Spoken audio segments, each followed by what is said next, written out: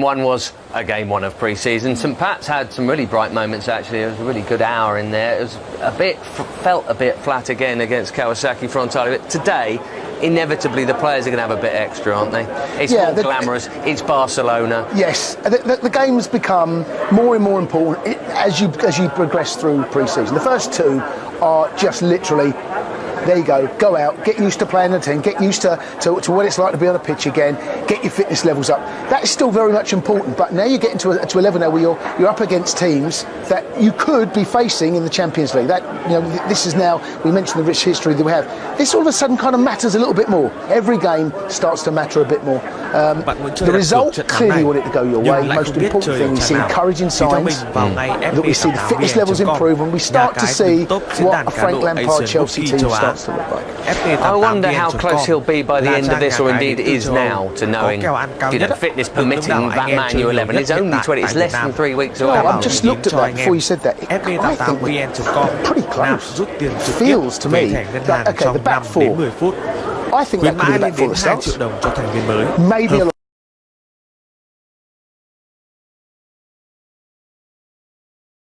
Maybe there's one or two positions up there that may change around, but I think we're starting to see it. It'd be interesting looking over pre-season when we do see that team sheet against Man United, how much it looked like so early on.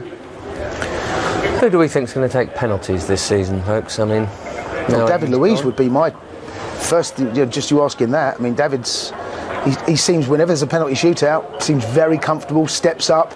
He's a good striker of a ball, incredibly confident. I mean, that for me would be just looking at the team that you're looking at there.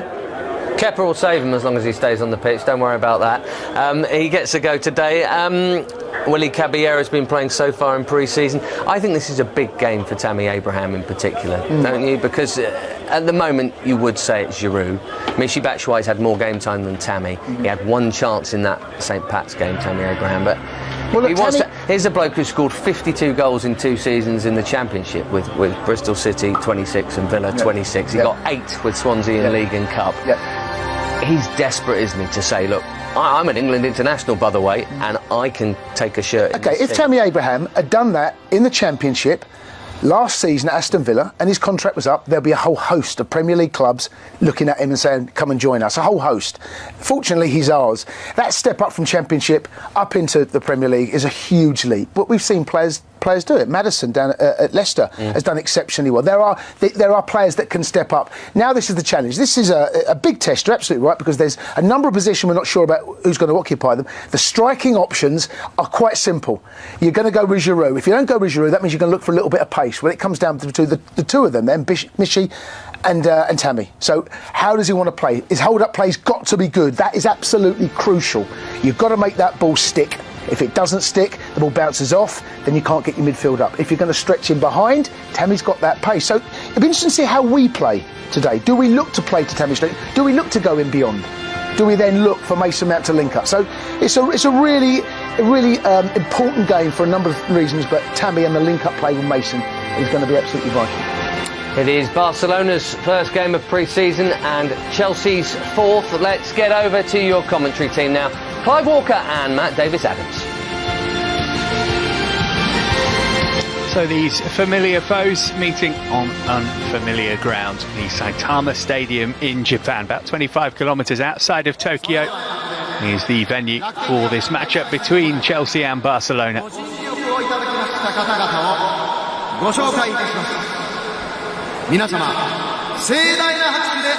The Blues continuing to build up their fitness ahead of the new season. This is the start of Barcelona's pre-season campaign. They're in Japan for a couple of games, just as Chelsea will have been by the time they fly back. This game coming under the banner of the Rakuten Cup, which is what Barcelona will be involved in on Saturday when they play Vissel Kobe. Big links between those two clubs. It's where Andres Iniesta plays his football at the moment.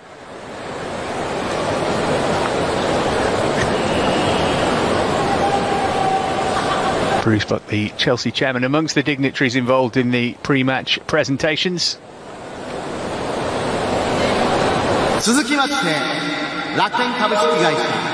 Clive Walker alongside me for the game. We've seen Chelsea and Barcelona enjoy feisty and goal-filled encounters in pre-season before. Think back to the USA a couple of years ago when Chelsea won on penalties. Might not be quite the same intensity today, I guess, if Barcelona are just feeling their way into things, whereas Chelsea are a little bit more advanced than that. It'll be interesting to see how the two teams approach the game, you know, and I think you're right, Matt. The intensity probably won't be there that we've seen in the past, but certainly from Chelsea's perspective, maybe they need to start looking at being a little bit tighter, being a little bit nitty-gritty. Don't allow Barcelona to play, because if you allow them to play, they can play you off the park. It's important for both these powers of European football to extend and increase their supporter base around the world. This is what coming to this part of the world is all about, in large part, of course. Huge Chelsea supporter base in Asia. Barcelona, of course, popular here too.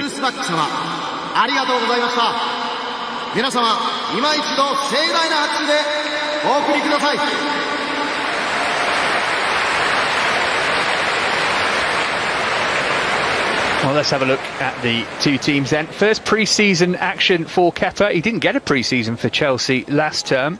Elsewhere, Pedro playing against the team who he represented over 300 times and won 20 trophies with. Christian Pulisic in from the start. And Tammy Abraham offered his opportunity to impress against one of the biggest names in European football.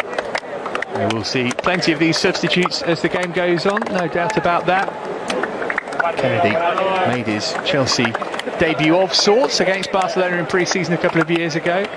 And he's looked pretty good so far. Now then, Sergio and Oriol Busquets in central midfield for Barcelona. They are not related. Antoine Griezmann, we're going with the old school pronunciation of his name tonight. This is his first appearance in a Barcelona shirt. £107 million at the moment, the cost of his move from Atletico Madrid, though Atletico are trying to get a bit more out of him than that. A couple of B-team players in Collado and Ricky Puig. Plenty more on the bench too. It's a 26-man squad that Barcelona have brought out here, and 9 of those are from the B-team because they are without Messi, Suarez, Coutinho, Arturo Vidal and Artur, who all played in the Copa America, so haven't started their pre-season yet. Frankie de Jong, one of the new signings, is on the bench, as is Neto, goalkeeper, who's coming from Valencia.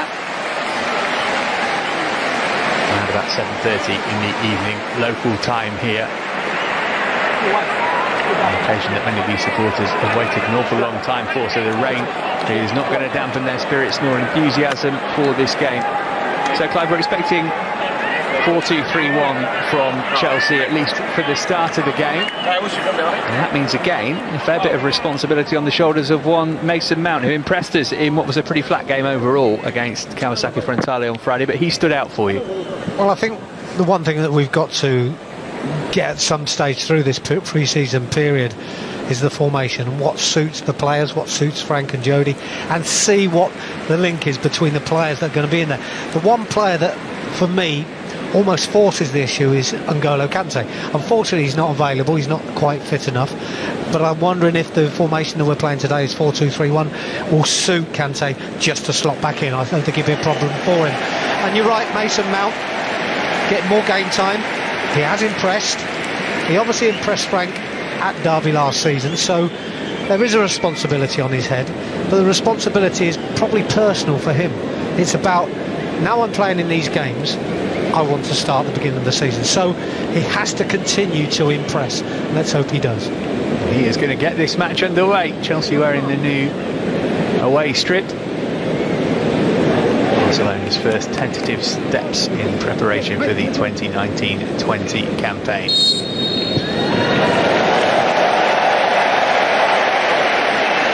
two have met on 17 previous occasions in competitive matches. 5 wins for Chelsea, 6 draws, 6 wins for Barcelona, and as I alluded to, that friendly in America in 2015, which Chelsea won on penalties after a 2-2 draw. This obviously is a notable step up in opposition from what we've seen so far, and already Barca on the front foot inside the opening 30 seconds. They've got themselves a corner. Oh, we can see the style obviously of Barcelona and the pressing way that they want to play and win the ball high up the pitch, and then straight away there's a tremendous reaction from midfield players running from deep and trying to get into that 6-yard box if possible, and then the ball comes in. So it was a good block in the end, because I think from corners, let's hope we're organised, but when they're moving and fluid like that, Barcelona, very difficult to stop. Out-swinging delivery into the near post, flicked on by Griezmann, and then the header brushes the roof of the net from Oriol Busquets. I think it's Emerson at the near post. Got to do better than that. You know, when I say we're organised, if we're organised, we know our job. Just looking to see it, it was Kovacic, wasn't it, at the near post. Just manages to get in front of Kovacic, Griezmann, and then flicks the ball into an area, sort of an unknown area, where marking has got to be tight. Not particularly good header, but also showed the frailties of the near post run. Well, Barcelona here in the opening 90 seconds. Collado just unable to link up with Griezmann there. I think in these situations, there we go, we're going to be playing it short from deep, and hopefully be able to get the ball up to Tammy. But this is one of those situations where we say, when the pressure's on, and it has been in the opening 90 seconds, when the pressure does get released, it goes up to Tammy like that, it needs to stick. This is where, you know, the experience of Giroud will make a difference, but Tammy needs to learn that, and he's quite capable as well. And that's something there we just saw, he's running off the ball. He could do maybe a bit more effectively than Giroud, because he is blessed with more natural pace than the Frenchman. Chelsea over halfway for the first time here. Kovacic looking for Jorginho, no foul there. He's actually done well there, Kovacic, because he's actually helped out his players around him to put the pressure on. It's a decent ball. Tammy dealt with that, did well. Here's Emerson. Kovacic, who faced Barcelona on a couple of occasions for Real Madrid. They finished on the winning side though. Kovacic and Mount looking to link up. PK trying to keep Mount away from the ball. I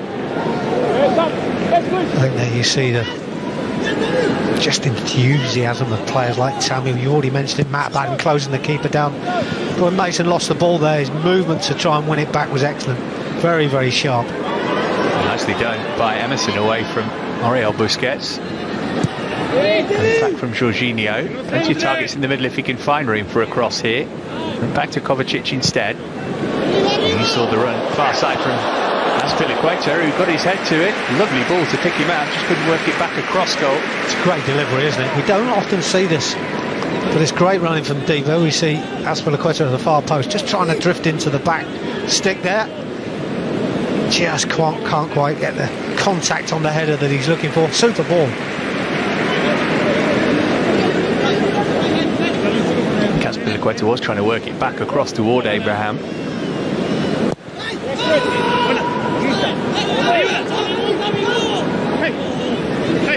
PK. We've got a great record against Chelsea, Gerard Piqué, and won 1 of 5. One of the survivors from that epic 2012 Champions League semi-final between these teams. Ter Stegen starting in goal for Barca, the German. His place under threat from the arrival of Neta. Here's Pulisic. It's good defending. He's done well there, PK. I don't think there's a great deal of contact there, but anyway, it's good positioning. You know, you want your centre back to be just in the right position, read the game well. He's done it well. I mean, Pulisic has tried to find a white shirt. If he could have found that in that situation, I think it might have been a chance for a goal. But he's nearly got himself in trouble there, though. And that's what Tammy gives you, that little bit extra pace, that little bit of closing down, which can cause defenders problems. Well, after that early burst from Barcelona, just looking at a bit more of a threat themselves in the last couple of minutes. Well, we talked about the ball when it goes up to Tammy. It hasn't necessarily gone up to him, but the midfield have been great. You know, Mason Mount, Kovacic really working hard to secure the ball high up the pitch. Pulisic getting involved as well, and you know, it's just not allowing Barcelona time on the ball. But it's seeing the situation as it is. Sometimes you allow them to have it, and it looks like they're giving time to defenders when they're deep, but not necessarily as they approach sort of midfield area.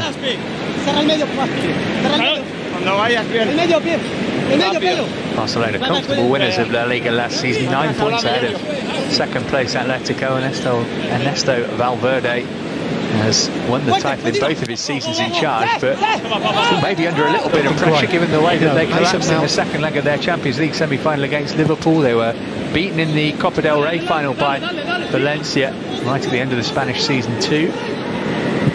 At these clubs there is an expectation for success. And we see the work of Kovacic. Sometimes his work rate is exceptional. Gets across the pitch really well and blocks things off and doesn't allow teams to play through the middle. The youngster did well under pressure there. You're pretty comfortable with the ball at your feet if you're going to come through La Masia and graduate into Barcelona's first team, of course. Here's Puy again. This is Oriol Busquets. Ousmane Dembele came in straight away. Bạn muốn chơi đặt cược trận bóng này nhưng lại không biết chơi ở trận nào. Thì theo mình vào nay FP88vn.com, nhà cái đứng top diễn đàn cá độ Asia Rugby châu Á. FP88vn.com là trang nhà cái đầu tư châu Âu có kèo ăn cao nhất, được đông đảo anh em chơi nhiều nhất hiện tại tại Việt Nam. Đảm bảo nhiều cho anh em. FP88vn.com là position trực tiếp về thẻ ngân hàng trong 5 đến 10 phút. Khuyến mãi lên đến 2 triệu đồng cho phần mới, hợp pháp và an toàn. Truy cập ngay FP88vn.com. I think when we saw the ball come in before from the left-hand side, PK just cuts it out. This time, it goes the other side of PK, and Umtiti just about gets in front of his goalkeeper. Maybe Ter Stegen would have saved it as well, but Umtiti takes control, and Tammy's just behind for a tap-in. Whipped in by Mounts. Header away from Griezmann of all people. Unlucky as well. Good run by David Luiz. Emerson, Pedro to his left, wants to come infield instead though. See just what he was planning there. Titi had read it as well. Was he clipped there? Yes, he was. Just put his foot in. It was an easy one, wasn't it? See the challenge coming. Jorginho a bit slow in getting there, to be honest. It's been after the first 90 seconds, 2 minutes of the game, Chelsea have really taken the game to Barcelona. Here's Umtiti, himself in and out of the team last season, only played 13 league games actually, international. Stegen having to be nifty with his footwork and the pressure from Abraham again. Then he's giving it away again. Here's Pedro. Referee happy for play to go on. There's only one arm.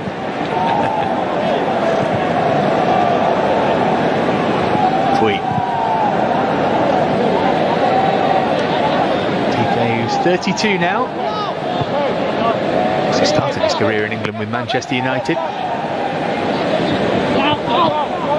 Hassled by Abraham. Did well to manage to work it to Dembele. Touched behind by Kovacic. That's good by Tammy, isn't it?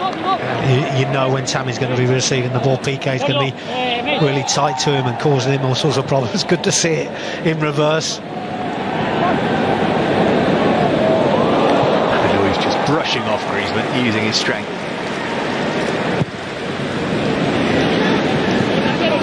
Atletico Madrid insisting they are owed more money for Griezmann. You have to pay the players' release clause if you want to get them in Spanish football. That's how it works. Barcelona, to some extent, one would assume, circumnavigating somebody pinching in from them on that basis. His release clause to leave Barca, 800 million euros. Not even you could afford that, Clive. Well, I'll have to have a word with people, but yeah, I'm sure that's a figure that won't be reached.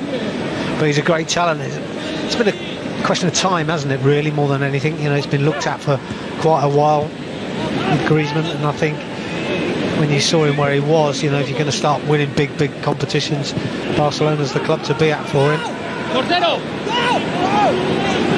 Titi, again Abraham, not letting any Barcelona defender have a second to settle.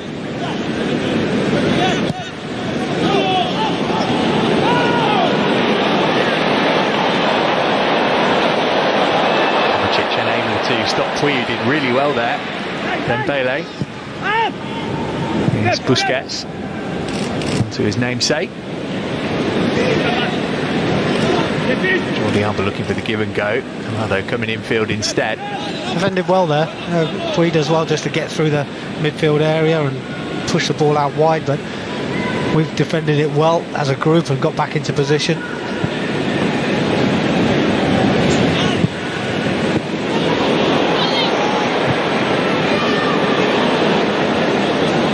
Clear gain. Griezmann offloaded it to Dembele. Here's Collado. Christensen at his back to work it out to Jordi Alba. Again, he wanted a 1-2, but Barca coming in field instead. Now Griezmann, as he got room for a shot, gave it short to Dembele. All very congested on the edge of the penalty area. Sergio Roberto and Griezmann linking up. This is Jordi Alba. It's a good block from Azpilicueta. Excellent from Abraham. There you go. That's what we're talking about. Oh, he's giving it away cheaply though. That's what we're talking about with Tammy. That's what he needs to do. Great first touch, good play, but it gives the ball away too cheaply. This is the learning curve for Tammy. 26 goals for Aston Villa in all competitions last season, given he only joined them in September. That is a pretty extraordinary return. Yeah. Well, he's worked hard for the right to be back at this club, you know, and that's where he should be if he's going to produce. Play on after the foul on Fui here.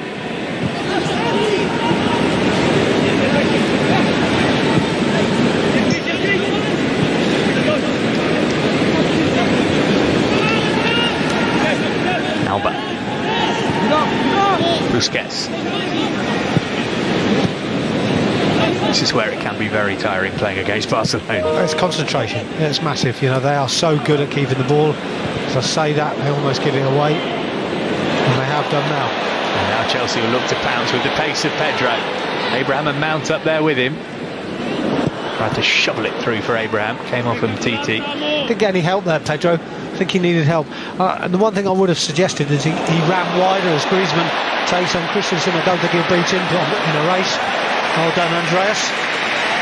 I just think if Pedro had run a bit wider and dragged the defender a little bit further out, it just opens up the angle a bit better for his next pass, but didn't get a lot of help from the two players alongside him.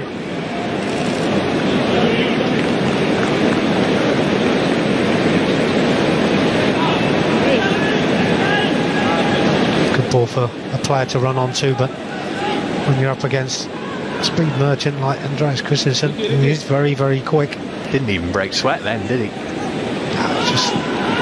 It's one of those when you've got pace, you always know you've got cover, you've got time to maybe give them a little bit of space. He knows what Griezmann's all about, so he's obviously gone into the game thinking, you know, I could start alongside you, but I will beat you to the ball. Barcelona's turn to have a period of possession.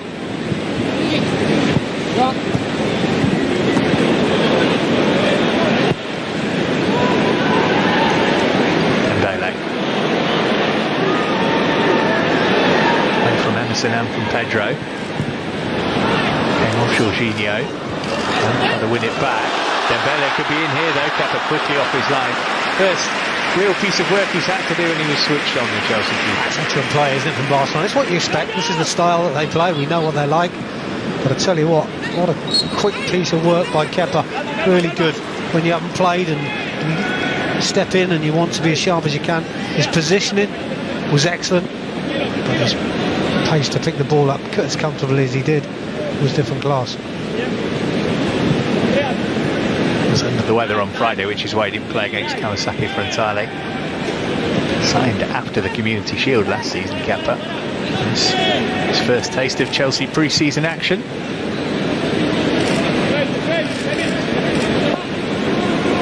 Kevin Lewis, who missed both the 2012 and 2018 Champions League ties against Barcelona, injured.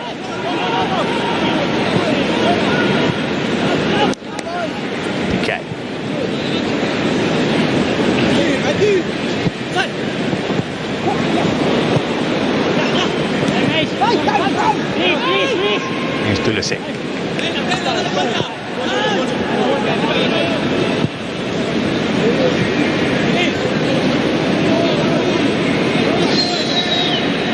Emerson got a bit of space, just drifted offside though. Yeah, I think Kovacic saw that as well. He was waiting for the pass, but it didn't come, and would have been in an offside position if it had come at that particular stage.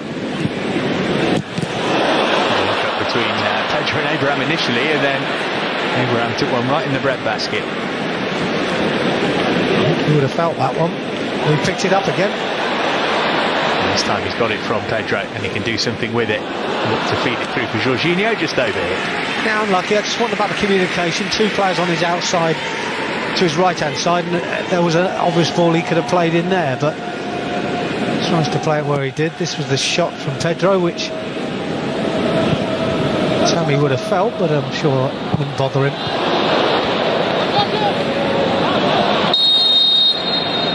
Well, this is the last thing that Barcelona wanted to see. Star signing, down hurt and holding his knee. It seemed like a bit of a heavy challenge. The referee didn't seem it to be a foul. Griezmann's taken a bit of a heavy knock by Jorginho. Well, both players going for the same ball. I guess he's right in a way, the referee, not to give the foul. Griezmann probably gets there just a split second before Jorginho. Didn't look too bad initially, did he? Sat up, but obviously felt it.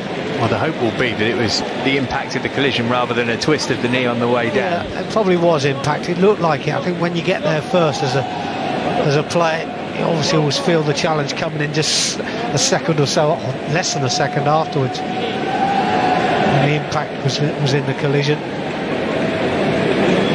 It's been decent over 17 minutes, you know, Barcelona taking the edge and Chelsea coming back, and then Barcelona again. So it's one of those games that you expect. Both sides very good at keeping possession. Barcelona passing is inevitable. It's the way it is. Here we see the challenge from a different angle. Maybe slightly dangerous by Jorginho. Actually takes off, both feet off the floor. Looking from that angle, could have been punished.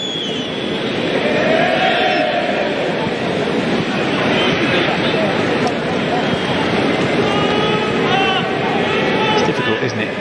Where do you draw the line, particularly in pre-season? Should he have gone for that ball? Well, sure, his manager will say yes. Well, we said it before the game, didn't we? Who will be going for these challenges and who won't be? You know, as soon as Griezmann goes to ground, he must acknowledge that there's a challenge coming in. You know, from Griezmann's point of view, for me, he shouldn't have gone to ground. It's a pre-season friendly, it's their first game. You know, you've got to be clever, you've got to be intelligent. And he was risking not only his own career in many ways, but he was also risking not being fit for the beginning of the season in one challenge where he goes to ground. Thankfully, both players are okay, and the referee will continue with the game. But I think Jorginho's got to be right because he's sort of on the stretch. Here he is, back up and into the action, the Frenchman. Okay.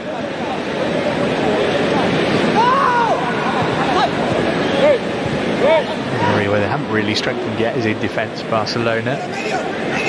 We'll see Frankie de Jong come on in midfield in the second half. Pedro missed it. Here's Griezmann early on for Dembele. Up against Emerson here. Good covering too to help out from Pulisic. Griezmann's got it back though. Good block from David Luiz. It's good teamwork, good defending, good grouping, not allowing Barcelona to play through the middle. One thing that Dembele's always going to do is come back onto his left foot more often than not. I think Emerson's aware of that.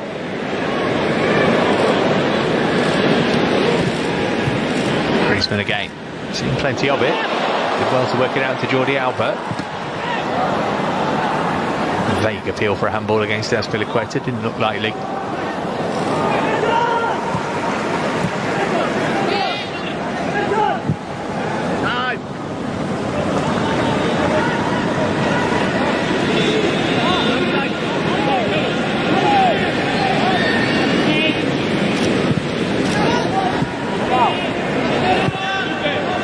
Good play by Chelsea. So all of a sudden with two passes taken out 5 Barcelona players and have them on the back foot, but as soon as Azpilicueta checks back, they all get back into position. But good play to advance us higher up the park.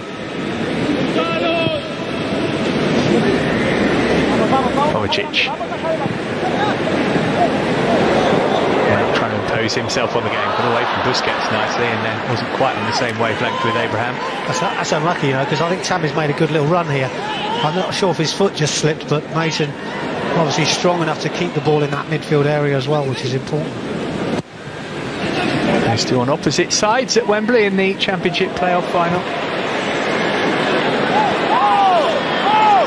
Challenge on Mount there, which has left him down and hurt. Referee happy there was nothing illegal about it. It was a close call, wasn't it?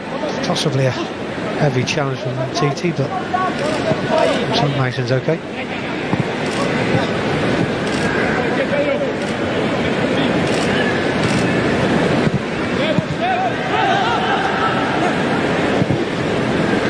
PK.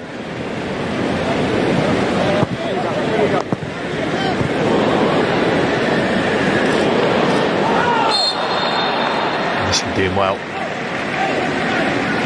Making sure that Sergio Roberto couldn't make any further progress. Nice and sharp there, Emerson. I think the games that he's been playing, he's got sharper and sharper as the games have gone on. Obviously, he understands there's competition between him and Alonso. He has been putting in a shift for me, Emerson.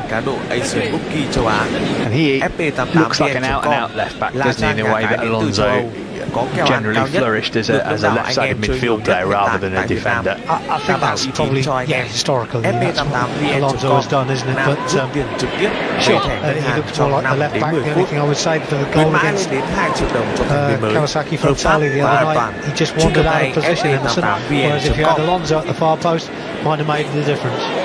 Here's Pulisic, good position to have a go here. Christian Pulisic, and Abraham should have put Chelsea in front, but lifted it over the crossbar. There's your chance, and if you don't take them sometimes they're not forgotten. Pulisic does really well here, gets into a great position. Poor marking initially by Barcelona, but what he does well is he ducks inside and gets the shot away. Ter Stegen completely made a hash of it, in my opinion. Should have done better, but there's the opportunity for Tammy just to tap home. Now Barcelona coming forward at the other end with Puig. There's Jordi Alba. Into Griezmann, swing and a miss from him. Oh, there's only one player who's going to pick out there, wasn't it? Jordi Alba. Griezmann makes a great run and we don't stay with him. I think we're a bit fortunate. How often does that happen though? 30 seconds after you've had a chance at one end, goes down the other end and the opponent score. Thankfully it didn't happen.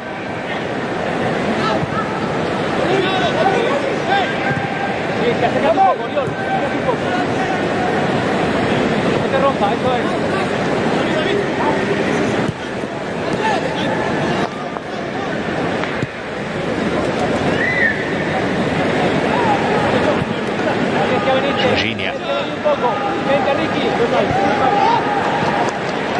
Abraham coming up to halfway and holding it up effectively. It's through to Mount. Good challenge first time from Umtiti, then he completely messed it up and Mount has a go and didn't miss by much from a fair distance from goal. As well there, Mason, doesn't he? The ball into him wasn't the best, but he made something out of it. And all of a sudden he gets an opportunity possibly to get the shot away a little bit earlier. Yeah, he does really well initially. Umtiti's all over the place. He's got options there as well. You know, he's got Tammy up with him, Pulisic with him as well, but not frightened to take the shot on, just rising over the crossbar. But this was a challenge he did really well. And TT makes a complete hash of it. Not sure what he's trying to do there, but sets it up for the drive here, Mason, and gets it away well. One of those where you talk about opportunities with Tammy's a few moments ago. That's one you'd love to see Mason just smash that into the top corner.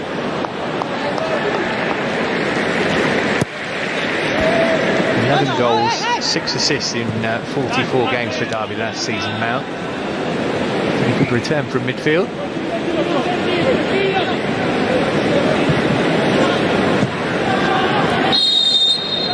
Up against Tammy Abraham. Just coming back from an offside position. It's one of those easy for the assistant referee on the far side to see that happening.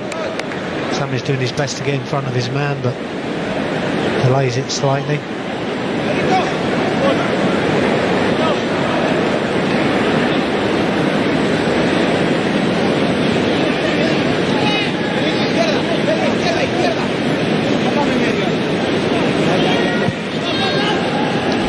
Wearing the captain's armband for Barcelona today, Sergio that is.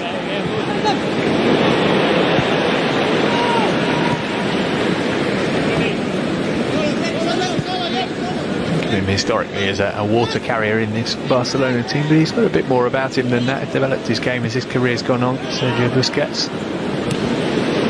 There's Jordi Alba, lovely first touch. Collado taking over.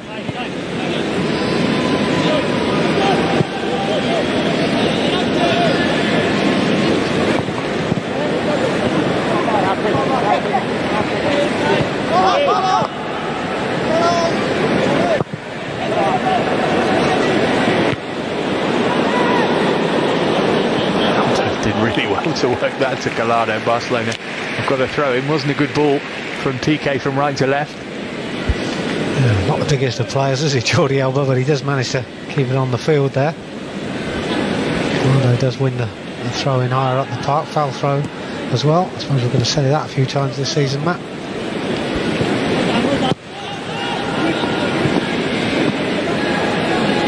I think we'll let them get away with it in friendlies. Bad habits. Dembele sloppy there with the ball at his feet, easy for Emerson to take it off him. Here's Pulisic. Just proves it again, you know, you cannot afford to have a poor touch, lose control of the ball, just let it run away from you a little bit, you know, in these sorts of games against top class players. Emerson nice and close, gets his foot in, and all of a sudden Dembele's given the ball away. And you know, those small things like that are important for clubs like Barcelona, who pass the ball for fun, who keep it for as long as possible. It's a sloppy play by Dembele. It's a genuine world beater at Dortmund, but really hasn't happened for him yet at Barcelona. He's only 22. That's Piliqueta, good ball in for Pulisic. He couldn't get his shot on target, and thereafter Abraham couldn't get a toe to it to steer it goalward. It's one of those, isn't it? I mean, it's really, really well worked. Good football by Chelsea. Mason getting himself into that pocket of space between the lines. This is a great ball in by Pedro. Cesar Azpilicueta. It's a great ball in. It's picked him out, and he's got time to think about it. But he hasn't made the contact really that he wanted. But you have to say, players getting into good positions. I like the movement. Foul throw. I'll stop saying that now. That was a very foul throw. Here's Jorginho. Well, coming up to half an hour gone. Chelsea have had the better of the opportunities, no doubt about that. The team's having periods in the game where they're on top. I'm sure that was a foul by Pedro, but it's not my opinion that matters. It's unlucky, isn't it? And again, a good closing down in midfield by 2 or 3 players there. Just giving Barcelona less time to think about the next pass.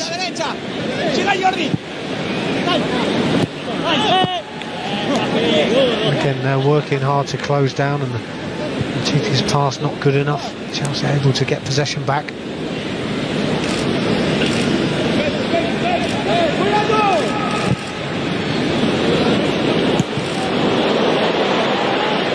Luis with that incredible range of passing, almost managed to pick out Pedro, who's got on the ball eventually.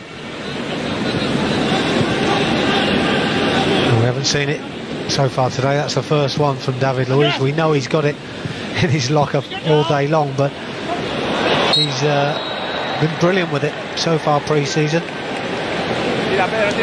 Certainly is a good asset.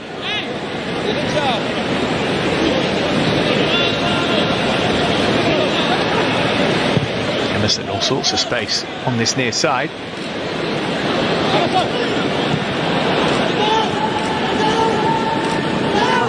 Link on El Busquets, and Sergio Roberto. Piqué under pressure then from Pedro. I just thought Emerson made that difficult. You know, his first touch was excellent. Good ball out by Kovacic. There's a great run in behind, and I think when we're trying to stretch teams, just put it in there behind it. It's a simple pass, but he comes inside and everything's closed down. If he opens up his body, just slots it down the line, all of a sudden we're reacting in the middle of the pitch. So I think he needs to do that more, you know, because he's going to get that from players like Tammy.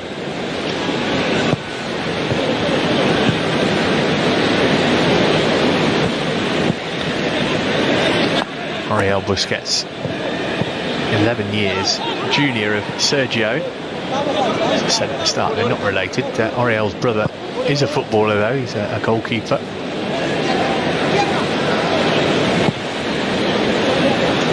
Here's Jordi Alba. Griezmann found a little pocket of space.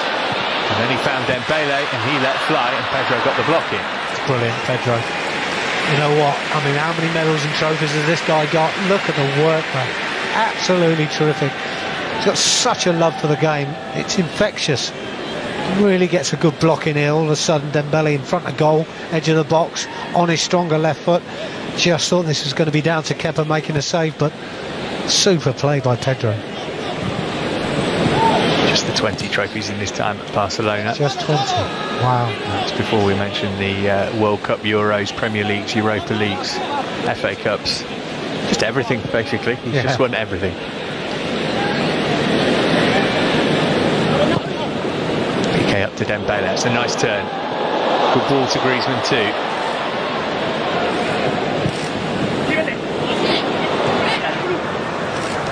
Range of passing, almost managed to pick out Pedro's close quarters by Aspilicueta. Intelligent player, Griezmann, isn't he? Just the weight of that pass to Collado was brilliant, absolutely brilliant. I think he was just sitting it there saying to him, do you know what, if you want to hit this first time, I'll just leave it in there for you to bounce nicely. You know, some players would sort of knock that across quickly, so he'd have to take a touch. And then they make their movement for the next ball coming in, but he just left it for him, left it with the choice. He takes one or two touches. You know, that's that thought of the pass which is so important. Titi up to halfway before he put the brakes on. Aspilicueta using all of his nous to keep Collado in his pocket.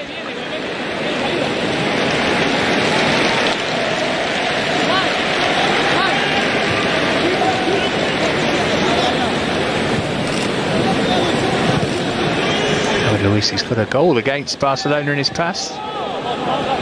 Scored for PSG in a 3-2 win in the Champions League group stage a few years back.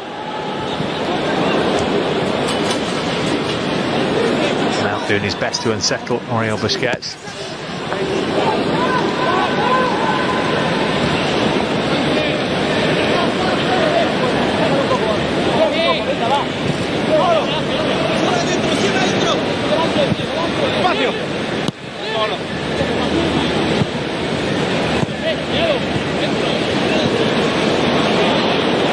Nice interplay between Jorginho and Kovacic. This is Emerson. Abraham trying to peel away from Umtiti in the middle.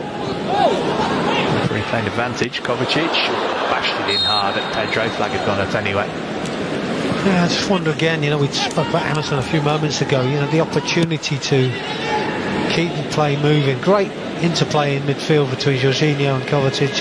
Eventually the ball comes out to Emerson. That's where you've got to make ground. You've got to get up towards the edge of their penalty area. And by slowing the game down in that position and coming inside, you're sort of inviting Barcelona to take control of the situation. Great play. And Abraham round the goalkeeper, and Chelsea go in front. Ter Stegen came out, but Abraham kept his cool, slotted it in, and puts the Blues ahead just after the half hour. Excellently worked goal, and Abraham able to finish it off.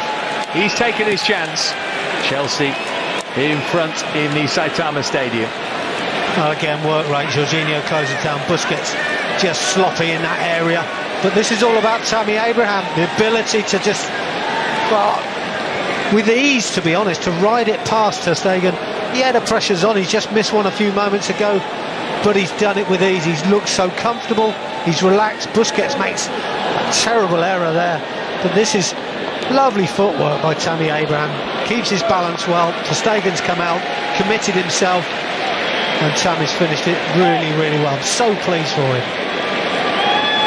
Right foot, left foot, goal. Simple as that. But credit to Jorginho. One thing to nick the ball, but to pass it with your first touch to put Abraham in. I think he was just putting his foot in to try and make the challenge, and the ricochet went that particular way. So I think that was a bonus, especially for Tammy. But there was no way Jorginho should have got close enough to Busquets from when the ball was first passed. He was so far off, not by choice, but just one of those things. But he gambled and he pushed in, and Busquets dwelt on the ball, and by doing that, it gave him the opportunity. That's, for me, a rarity from Busquets, but that's what it cost you. It cost you a goal. And all of a sudden, that miss of, what, 15 minutes ago, totally irrelevant now. Of course, yeah, and people will say, well, Tammy will tell you he's just warming up. Needed one chance to get himself going, but do you know what? He's finished that so well. You know, be a nice feeling for him. You know, he'll feel so much better. You know, you spoke earlier about the 20-odd goals, 26 goals he scored last season. In some ways, that's a great thing to have in your locker, but it's almost historical. If he's going to make the step up to Chelsea's first team and play on a regular basis in the Premier League, then that's in the past. So start doing it now at this level against a team like Barcelona. Wow, doing the world of good. Here's Griezmann. Yeah, that's the thing, as impressive as it is, there will always be the asterisk of, well, that was the Championship, this is going to be the Premier League. Still getting it today, I am. It's true, you know, people still say to me, well, some of your years at Chelsea was in the second division, you know, the old second division, and, you know, I scored goals in the old second division, and people don't stop reminding you of that. So, you know, that's what Tammy is up against, and he's quite capable of doing it when he shows us quality like that. Well, Sergio Busquets will say it's the first game of pre-season, I'm a bit rusty, but that is not the kind of error you would have expected him to make. Well, it's not. You know, it's a surprise. With his experience, I'm surprised. I'm surprised because Jorginho's not the quickest. He will close down, of course. He'll close down as a team, as a group. But he's not the quickest over 10, 12 yards. And Busquets, when the pass was made, he must have been 12 yards away. But he's made up that ground, which tells you Busquets was sloppy and lazy in what he did.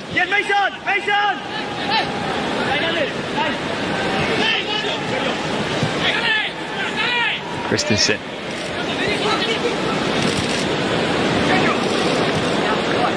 Got plenty of trust in Jorginho to give it to him inside his penalty area with two players close by. Emerson get to this. Oh, not quite. Probably could have made an extra pass, but in saying that, I think Pedro's done the right thing. Open the game out quite quickly. Try and make the pass if you can. Just overcooked it slightly.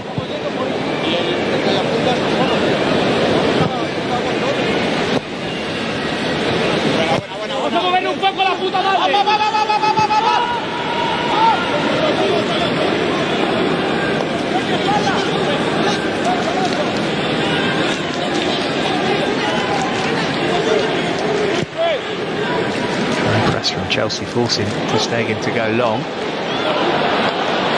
And Dembele not really at the pace of the game. Luis going on a wander. Now he's got to wander back.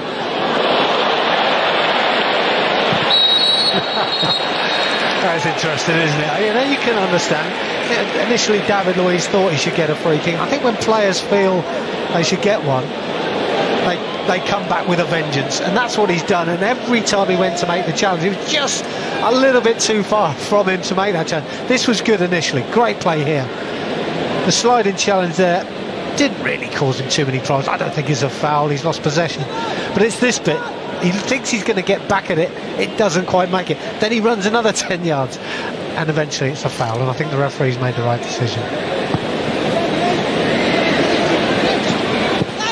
Showing over 5 minutes of the first half to go. Tammy Abraham's goal on 35, giving Chelsea the advantage.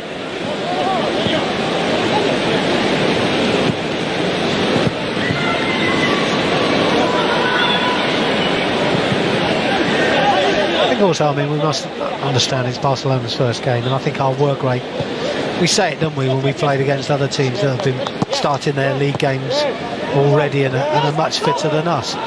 Oh, great play. Lovely stuff from Pulisic. Now is he going to go all the way? Doesn't have much support, so he might as well. He hits the side of the net rather than the back of it. I think he made the right decision in going for goal himself, though. I think any player in that position would go for goal.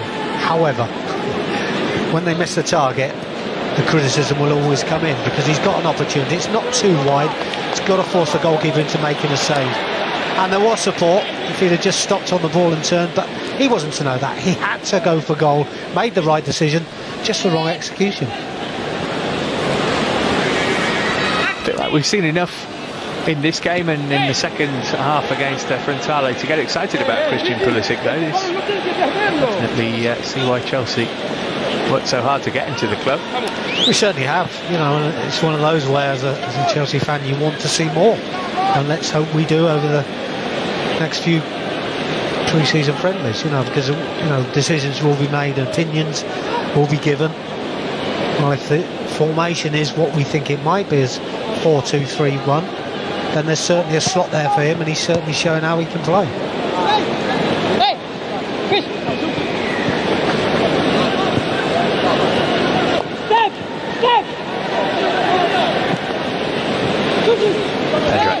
Pedro, Jorginho, okay with him back. Clumsy from Titi, no foul. I think it's just a strong challenge. Here's Dembele. It's Dembele, it's straight at Kepa. Griezmann saying, why didn't you return it back my way? I think I'm glad it was Dembele and not Griezmann in that situation. Although you'd have to say on his stronger left foot, Dembele, he's forced to save, which is probably the main thing he needs to do in that situation. Jorginho went over and yelped, again no free kick given. Just barged in from behind, wasn't he? Well, we often say it, don't we, when we're playing teams that have started their, well, have got their fitness before we have pre-season. We've got our fitness before Barcelona today, and I think that's shown. I think our intensity has been a bit quicker, sharper, brighter.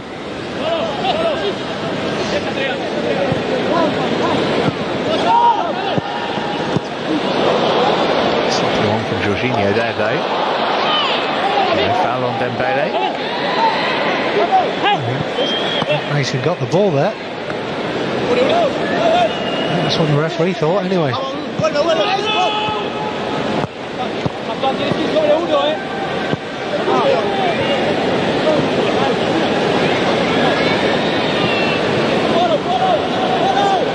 Atletico.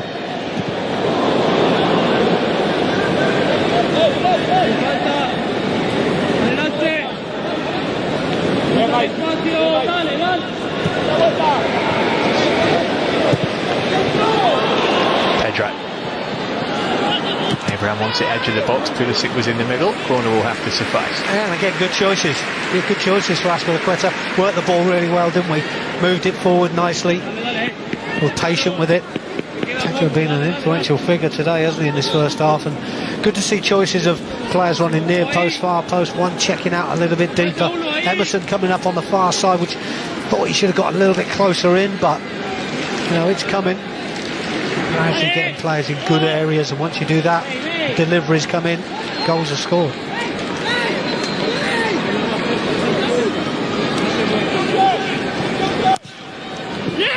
With the ball in, Sergio Roberto got it away. Alba looking for Dembele. Emerson made sure he couldn't get it. Importantly won that ball, to be fair, Emerson. Don't mind what he did with it. Barcelona on the counter-attack, they had players in good areas there. So importantly got there.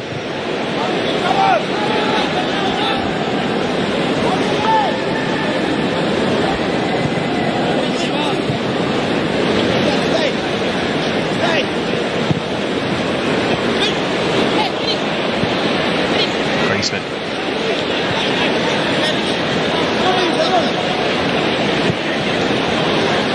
Busquets. Barca looking for an equaliser before the half-time whistle blows, but they haven't worried Kepa particularly. Dembele shot on target but comfortably saved.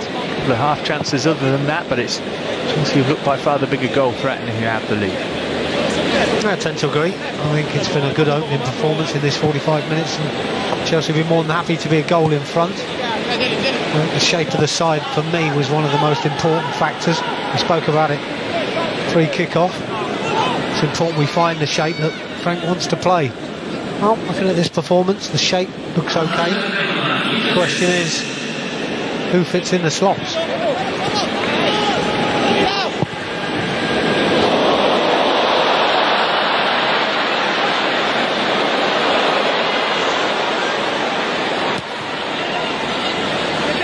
Busquets. It's the first half stoppage time. Barca have to get on with it if they want to threaten Kepa's goal. Griezmann linked it up with Jordi Alba. Griezmann again. Decided to have a go himself. I think he was aware that the half-time whistle was coming and desperate to get a shot away. Probably wrong angle to do that, but his movement's excellent, isn't it, Griezmann? Once he lays the ball off, look at the movement to find that space in the box. Yes, it's a tight angle and almost impossible to beat Kepa from there, but there we see the touch. Look at the movement when he spins out, gets the ball back again. They'll be a formidable forward line, aren't they, Barcelona, when the other players come back? Depending on which paper you read and believe, they're trying to get Neymar back too, potentially. Suarez, Messi, Coutinho still to add in, although Coutinho might not be a Barcelona player for much longer.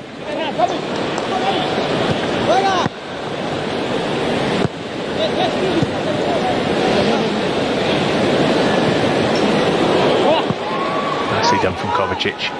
And from Pedro, good ball too. Abraham just hadn't got the timing of his run right. It's tight, but I think he is just offside, to be honest. Tommy will always shake his head, but that's what forwards do. Pedro just looks over his shoulders and gets him a half turn. Here we see the turn from Pedro. There we see the movement from Tommy. Yeah, he is. I mean, it's a correct decision. But it's, again, lovely movement, and this is what Tammy Abraham will give you.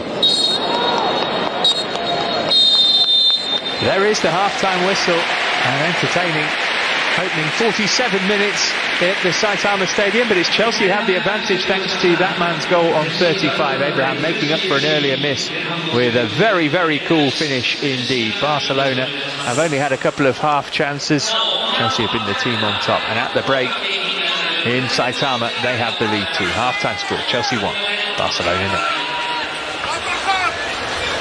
Well, lots and lots to enjoy there then, and 45 minutes to come from Japan this Tuesday, and plenty more to come via Chelsea TV. Beyond that, 1-0 to the Blues at the break. Bit of luck for Tammy.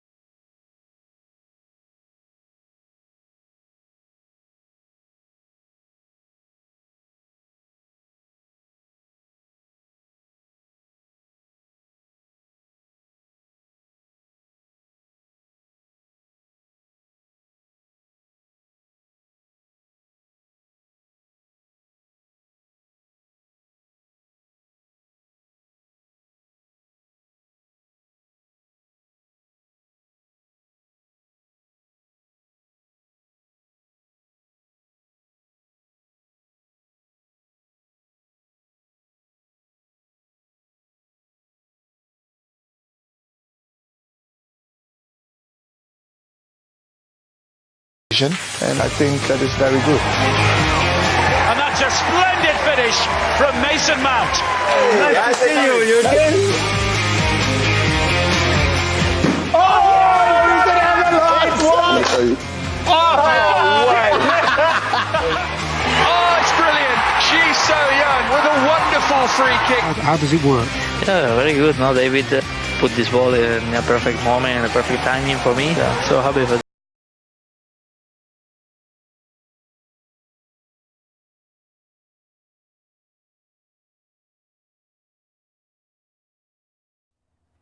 You want some of that? You bet you do. All available via the Fifth Stand. Half-time in Japan then, and I really enjoyed that. I don't know about you, Jason. That was a brilliant game and lots to enjoy, lots to talk about. Yeah, lots of encouraging signs as well. Really enjoyed the half.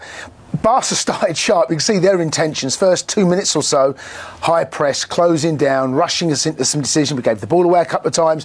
And then the next 2 minutes, we done exactly the same to them. High-head press, closing them down. We could show a couple of little bits of that. And then the game started to level off a little bit, and I felt we were much the better side. Tammy Abraham missed one chance, took the other. Let's have a look at the goal before we consider that high press, even though that really was a part of it, wasn't it, Jason? Jorginho leading it here. Yeah, the press, look at we're getting in their faces. Then you've got even Jorginho closing down high up the pitch. It ricochets to Tammy. That must have been on his mind, the fact that we missed a better chance than that. He's kept his composure, taken it around to Stegen, he's got the touch beyond him, and in the back, and I'm delighted for him, because that chance he missed slightly earlier, there's a big chance. And you think, come on, Tammy, put these away. So delighted for the young man. But in terms of a team press, really well worked. You watch Jorginho now, look how far he's come. Kovacic is high up the pitch. So all of our players, our front four and the midfield two, have all pressed. Second touch is a bit of control, but I mean, he's done the hard bit, hasn't he, to get around the keeper? He's got a bit of time to think about it. Sometimes, you know, the first strike that he should score, it's instinctive, he should put it away. This one, now, compose yourself. Good first touch. He knows he's onside. Can I keep my composure? Yes, you can, and well deserved. I think he's a really good half, Tammy. Jason had said with that first effort before, he's not going to get a better chance than that. As it turned out, he did. Overall, I mean, he can only do what he's in there to do, and that he's got one. He's got the only goal of this game. How do you think his overall play has been? Really good. I mean, goals is what pays the bills for him, but his all-round hold-up play, his link-up play, his movement, I think there's been some really encouraging signs. Also, his defensive work as well, which perhaps won't be shown in this. This is big for him. Bring it down his chest, bringing players in. Now then, the only mistake perhaps was the ball ran away. But you look at his movement now, look where he is. Can you go and link up? Can you come and show? What's his movement? Yes, I can show to feet. Good little touch. Unfortunately, the shot that comes in from Pedro ricochets. But he's shown there, so he's got in front of the defender, laid it off. Good play. Again, you look where is it? You're looking for him now to get in the end of these things here. Can you get there? Yes, he can. Can you finish? Yes, you should. And they'll be disappointed about that, because they're the scraps that strikers sometimes have to feed off in and around there. Because it really, Stegen should do better than that. But it's fell to him. Can you finish it? But his all-round game, I think, has been really good, and I'm delighted he got the goal to show for it. Funnily enough, I think he has that sniffer's instinct. I know he's going to miss that. Quite a lot of the goals he scored for Villa and for Bristol City a couple of years back were that sort of scrappy in the right place. Now, let's have a look at the pressing then. Beyond the goal, there's been tons of this, Jason. Yes. And it's been Mount, Kovacic, Jorginho and Tammy as well. More often than not, actually, Mason has been the one that's pressed the first. Now, when you do this, you've got to hunt in packs, you've got to go as a team, because there's no point in going as one as two. Now look at the midfield three, the midfield, look at them, pressing high. Ter Stegen's, it's not the best ball in the world in all honesty, but we win the ball high at the pitch. Again, Mason's the highest there, the press. Look at the players around him, behind him though, because they're key. That's 6 Chelsea players in the final 30 yards. Now look, the ball's been lofted in there. David steps in, does exceptionally well, and sets us up on another attack. Now we're slightly deeper on this occasion, but Mason's the one that goes. We're forcing them back. Look at the team behind. Look how high we're all now. Push high. David Luiz and Christensen have got to drive that forward to centre halves, because you can see everything in front of you. So you can say, go. You allow Kovacic, you allow Jorginho. You're their eyes in some ways, because you see everything behind them. You go and press. And it comes from the catalyst is always the first man that goes, and then everyone as a team has to move up. If one player doesn't do it, or perhaps half-heartedly does it, a team like Barca, they play around you. Before you know it, you've got 5 players out of the game. One goal, but there have been other moments, and not just for Tammy Abraham. Christian Pulisic had a decent chance as well. We'll see that in a moment. But I think there's lots of encouraging signs here. This is Kovacic, and this is Aspilicueta. Yes. Fullbacks were high there. Both fullbacks are high, great. So really, Kovacic, I think, has had a really good half. It's not something that we've spoken about just yet, but I think he's had a really good half. It's a lovely ball in. You know, Dave's. He's done well to get in there. Look at the fullback again, putting the ball in now, high up the pitch. Tammy, another day, maybe that ricochets to him, but we've created 1 or 2 really good opportunities. The ball's been drilled across there. Titi's done, in that situation there, Ben, sometimes they can just ricochet off your shins and hit the back of the net. Kovacic, again, high up the pitch. Now Pulisic has got himself in here. good shot. There was a space that the chance that we take out with Tammy. He's cutting on that right foot. You see exactly what he's trying to do. And it's good to see he's got a yard of space. It's a really intelligent pass there from Kovacic. We've got bodies in the box. Played well, Kovacic.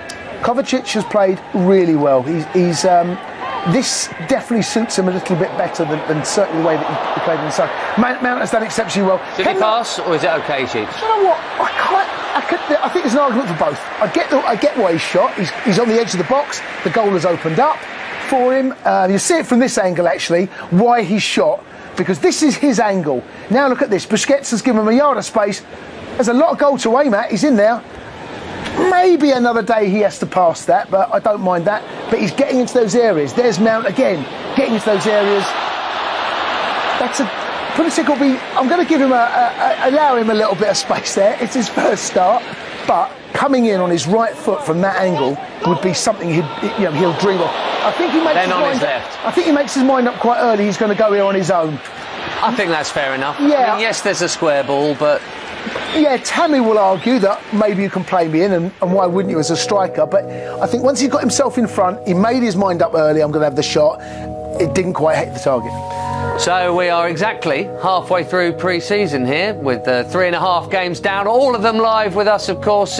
Quite a schedule it is too. 7 matches in not all that great amount of time. But it finishes with Gladbach, and 8 days after that it's Man U, which is 19 days away from today. By the way, not 20. My maths is absolutely shocking. Right, let's hear from another one of those Barcelona and Chelsea links now. He'll be hoping for a game off the bench during the second half, Marcos Alonso.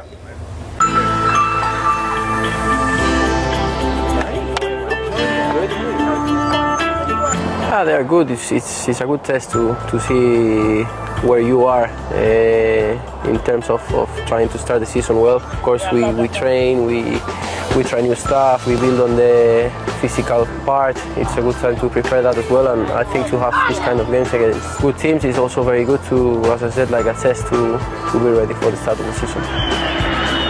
Oh, great ball, great chance, wonderful goal! And it's Marcos Alonso! A good game between two great clubs, and one of the best things of football, no? These rivalries, these kind of games. Great thing to watch and to live.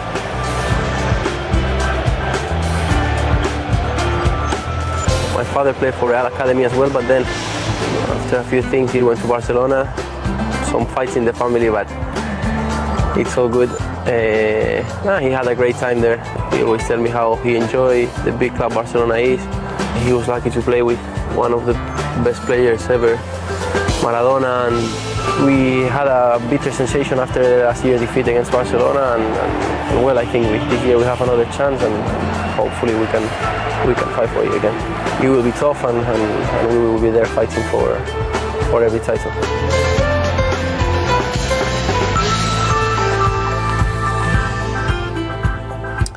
Family kickabouts would be pretty good there in the summer holidays, once upon a time. Grandfather, Real Madrid legend in that team that won the European Cups throughout the 50s with Copper and some bloke called Puskas and Di Stefano. Dad as well, Barcelona, Spanish international. Quite impressive, really, eh? Not bad. Yeah, mind that. Yeah. Now, Barcelona have had a few chances. You mentioned they started really sharp. You're thinking, hang on a minute, this is their first game. They then did cool off, but neat, intricate stuff, as you would expect from them. Yeah, Kepa's done well to read that off his line. It's his first start as well, don't forget, so he's done exceptionally well there. Yeah, and Dembele's, there's been a lot of going through him, but not a lot of creativity. This is nice. David does ever so well. They create that yard of space, but David reads it, and it's not quite happened for them. David there, perhaps we could have done a little bit better. Dembele on his left foot, you expect him to do a little bit better there, but it's a decent save. There's been one or two moments going forward, but the lion's share of the chances in that first half have come to us, and but you know what they're like. They've got players like Griezmann and Dembele, and you know, one or two others in and around, but certainly from set pieces. 1-0 might not be enough. If we do create more chances, Ben, we've got to make sure we put it away. I like the positivity in general terms about the way Chelsea are playing. There does seem to be more energy in it. Maybe that's partly the occasion. Maybe that's just a few more days training. You know what I mean? Maybe all of that since the last game. Yeah, but it's been an enjoyable game to watch. You can see what is a Frank Lampard Chelsea side going to look like? I think we're kind of seeing it. We're seeing that press. We're seeing the closing down. We're seeing the midfield two, the slightly deeper two, being that support network for the 3 and 4. Because once you go and press, it might not be the first one, might not be the second, might not be the third, but it might be the 4th or the 5th. So you can see exactly what Frank Lampard and Jody are trying to achieve there. I think it's been a really encouraging first half. The other thing I've liked in general about pre-season is all the different shapes he's trying, because we knew 100% every game with Antonio you'd get it once he'd settled on it. It was a 3-5-2 with Sarri, that it would be a 4-3-3. That was never going to change. It was just maybe one or two of the individuals. But this, you feel like there are options. When Callum and Ruben come back, there'll be more options, and that in a way will keep more people interested, won't it? Because if you're going to have a diamond, suddenly you think, okay, it might be Ross and Mason and Ruben and N'Golo, or if you're going to have wide men, you know what I mean? Everyone keeps interested if that shape will change. And I feel like, I mean, he did it at Derby. I feel like we're going to see a lot of shape changes this season. Yeah, absolutely. And that's something, as you so rightly pointed out there, that at Derby, he was doing that. But it looks like the 4-2-3-1 for now, but this is what pre-season's all about, Ben. Indeed it is. 45 to come, and who knows, maybe a penalty shootout. Let's get back to your commentary team to tell you about some pretty stellar subs. Clive Walker and Matt Davis-Adams. Yeah, lots of changes for Barcelona. Kurt Zuma and Marcos Alonso have come on for Chelsea. Oh, that is Rafinha getting ready to get the game started. And Frankie de Jong, £65.3 million from Ajax. Making his first appearance in a Barcelona shirt. Always loathe, Clive, to call it a debut, because of course these aren't competitive games, but just like Griezmann in the first half, de Jong will be looking to impress his new employers. Well, he certainly will, and when you come in for that sort of money, it's not just the employers, it's the fans as well. You know, and they'll be expecting, you know, a decent performance. You know, they won't go overboard on things, but I'm sure as the season rolls on, they'll be expecting a lot from him. It's always interesting to see the changes. Looks like we're keeping the same shape as we did first half, so maybe that shape is where Frank's future lies. We'll have to wait and see. But obviously, as always, we're going to get rotation, and we have to accept that that's what happens pre-season. And sometimes those changes, you know, bring mistakes when the organisation is not quite there. I always think in these early stages of the second half, it's all about concentration for me. Don't get pulled out of position. Neto has come on in goal for Barcelona. You can see, so we've now got the glorious situation where we've got Kepa in one end and Neto at the other. And immediately Barcelona looking to get themselves an equalising goal, but the shot from Malcolm, the Brazilian, drifting fairly harmlessly wide. Well, typical of what we saw in the opening minute and a half, isn't it? In the first half, Barcelona on the attack and trying to get shots away. Malcolm with the drive, half a chance, I suppose. You know, he's a stronger left foot and certainly looked comfortable taking the shots on.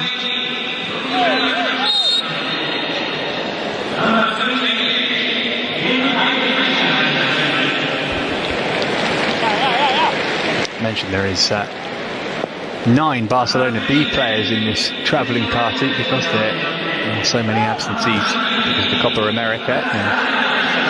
And plenty of the youngsters out here with them. Carlos Perez, number 7, one of those. This is Guillem Jaime, who's wearing 28. And indeed this man, Carlos Alenia.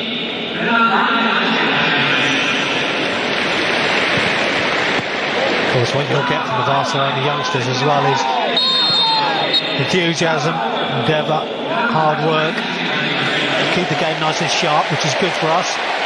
With a loose challenge on Mason Mount there, wins as a free kick, but this was a bit of a rash challenge, possibly a bit of follow through, but yeah, he'll be okay.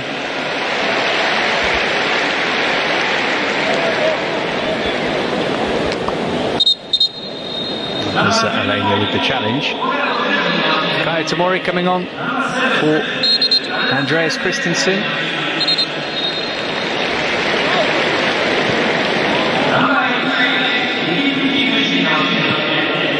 Never quite sure why you get a substitution so early into the second half. Maybe Christensen's a bit under the weather, or maybe just felt something, or maybe that was the plan all along. We'll find out in the fullness of time. No, maybe Tomori wasn't quite ready to come on. It was a late decision from Frank, but I'm sure he'll get into the game as quickly as he can. So with these changes, always change things slightly. Personnel, but also formation-wise, let's hope that stays the same. But again, Barcelona started the quicker. Rafinha. Well, you, me and the stadium announcer all earn our money, that's for sure.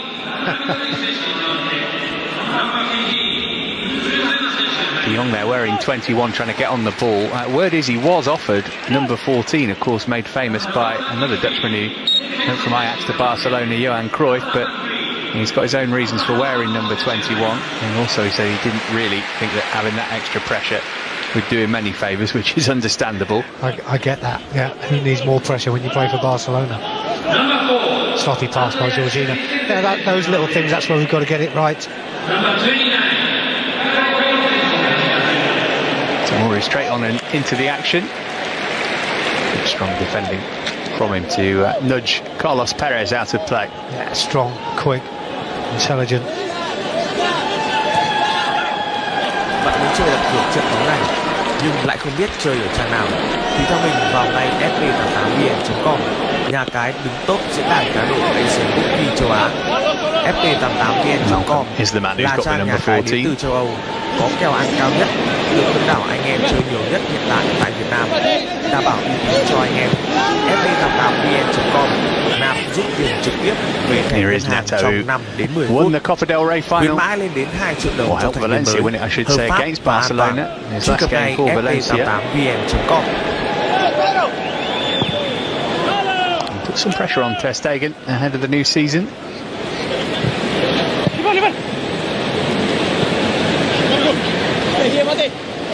Todibo, the Frenchman, who wears number 6, has come on to partner another Frenchman in Clement Longley in the centre of defence for Barcelona in this second half.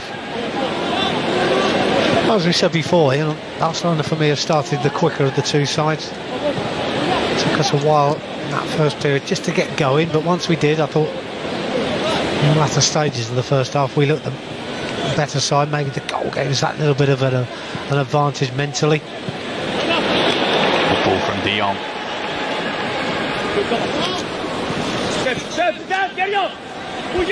Here he is on the ball again, part of the Ajax team that took the Champions League by storm up until the semi-finals last season. Jaime.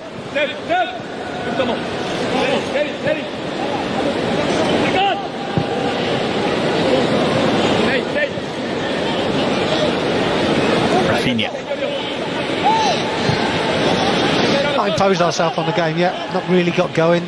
Coming up 6 minutes in, and it's been all Barcelona for me, and when we've gone forward we've been a bit loose with our passing.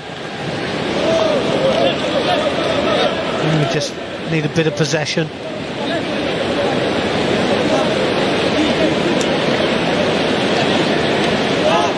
So Ivan Rakuten, wearing number 4, has also come on for Barcelona at half-time.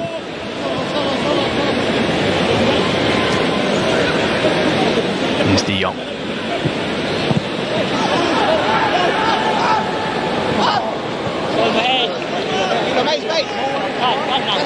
Is it difficult for Chelsea when the opposition makes so many changes to readjust to that as well? Is that a thing, or is it? It shouldn't be, Matt. I think what you need to do is obviously concentrate on your job, and your job is to continue the second half as we did the first. We've only made a couple of changes, so the majority of the players are still out there, but we just got to get on the board, just have a little bit of confidence. I don't think that making all their changes should make a great difference to us. See the two teams as is now, scrolling across the bottom of your screen.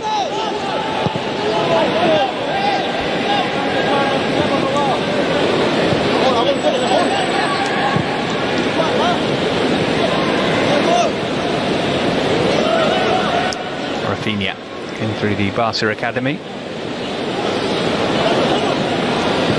Has been able to nail down a place in the last few seasons though. Rakitic certainly has.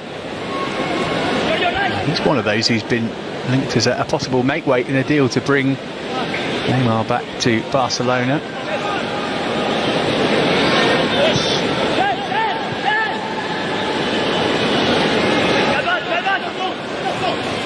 Nelson Semedo in field. Rafinha wants to have a go. Good hit too. Took a deflection on its way. Maybe that took some of the sting off the ball. That's a decent enough strike, isn't it? Rafinha gets his shot away, and Kepa again smartly down to his right hand side. Slight deflection. I don't think it really gave Kepa too many problems, but he's not close enough to the post, which would have given him a problem, but has managed to. But they've started bright. Now they're getting shots away, Barcelona. Slightly worrying time at this stage. We've just not got going, but maybe a chance here. Abraham all on his own. Again, we talk about experience. Barcelona defenders will know that you push a player into the corner flag there, he's not going to cause too many problems, and he forced Tammy to make that run. Probably needed just to keep the ball.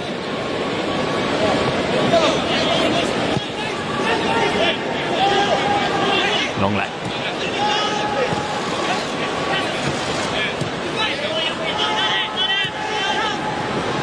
Longley, who actually partnered Kurt Zuma in their France defence on what was Longley's debut in a comfortable win against Andorra in June.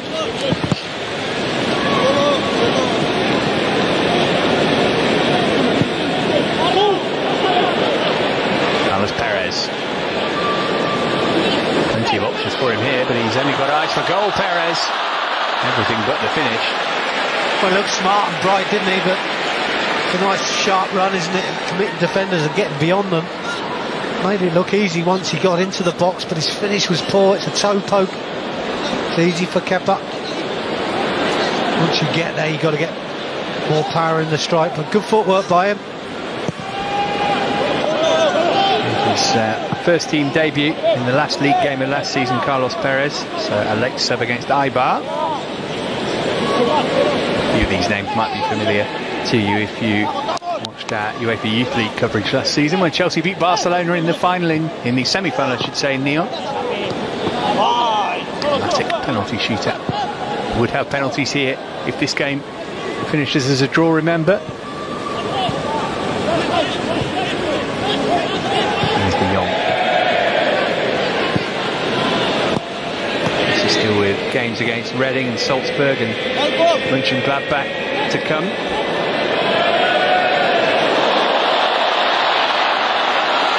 Here's Perez again. And again the shot straight at Kepa. Yeah, again, no ferocity really in the shot. It's quite easy for Kepa. Azpilicueta gets across here quite well and forces the ball into a wide position, but again, typical of Barcelona, the approach plays decent. Do you know what? I just don't think he strikes through the ball here. It really just, we said it was a toe poke before. This time as well, it's more of a hit at the ball instead of right through it. You've got to put power. When it's on an angle, you've got to put power into it to beat the goalkeeper. I will say about goalkeepers not getting beat at their near post. Well, the one thing that beats them is power.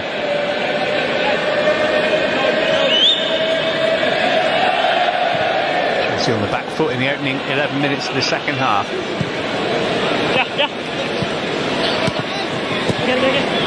Mount.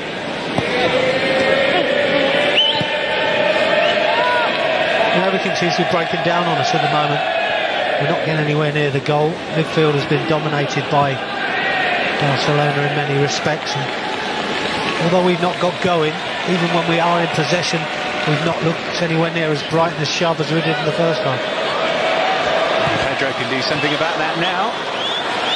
And he's up from distance. Yeah, it's on target, isn't it? But again, easy for the goalkeeper. And once you pinch the ball like that, you just expect a little bit more from Pedro, but no complaints. If he gets hold of it well, probably flies into the top corner, but not this time. Jody Morris out there having a conversation with Frank Lampard. Of course, Jody's got his own history against Barcelona. He was a part of that dramatic quarter-final in 2000 when Barca went through 6-4 on aggregate after extra time, after the second leg. Camp now.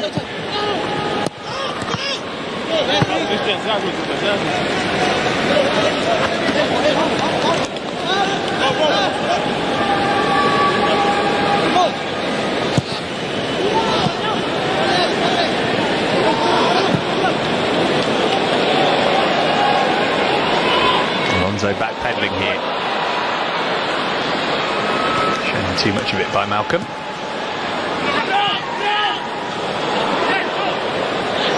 There he is again, finding Rafinha.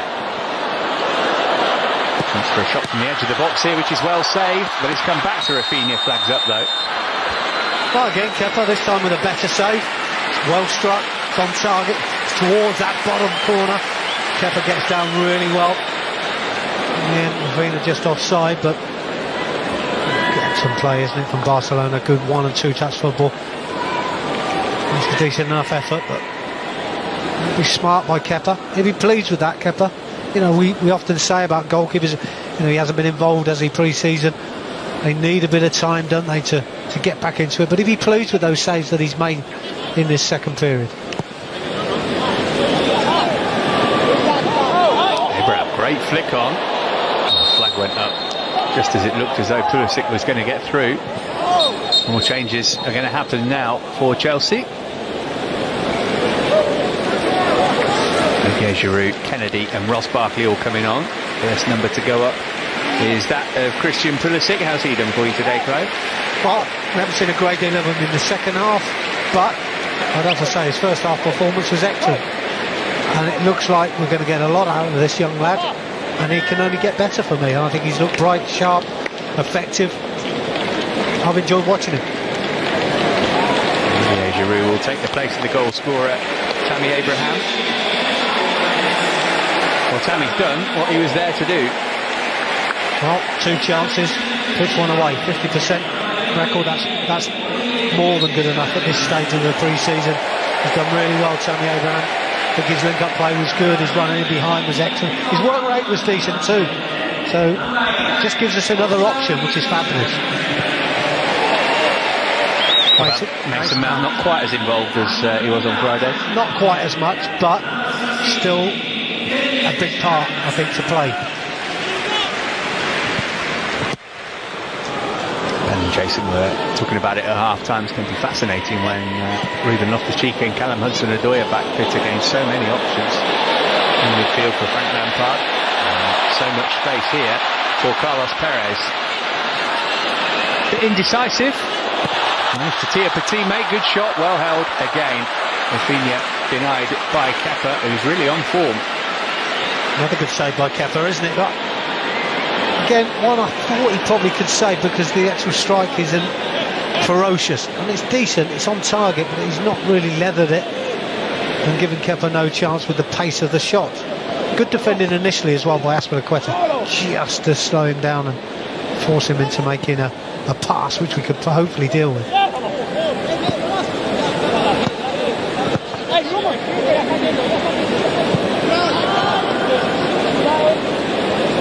Jorginho played for an hour now, still Tammy Abraham's goal 10 minutes before the end of the first half, dividing the teams. Here's Ross Barkley, who impressed as a substitute on Friday. Involved with England in the Nations League at the end of last season.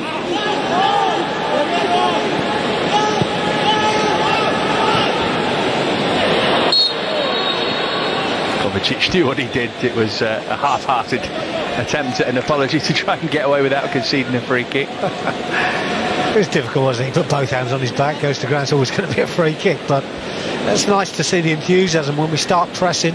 Pedro going, Giroud going, then through midfield, Kovacic trying to squeeze as well, and you've got to do that.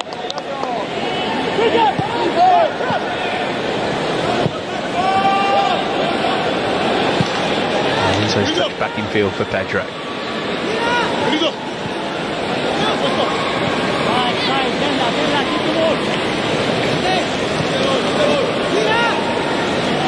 Won't do Chelsea any harm to just keep the ball amongst themselves for a minute or two and dampen down the Barca enthusiasm. Yeah. Not at all. You know, good to see it, especially in their half of the pitch. You know, they're going to want to try and push up and squeeze the play, but while we're in possession, I'm a bit tentative about that.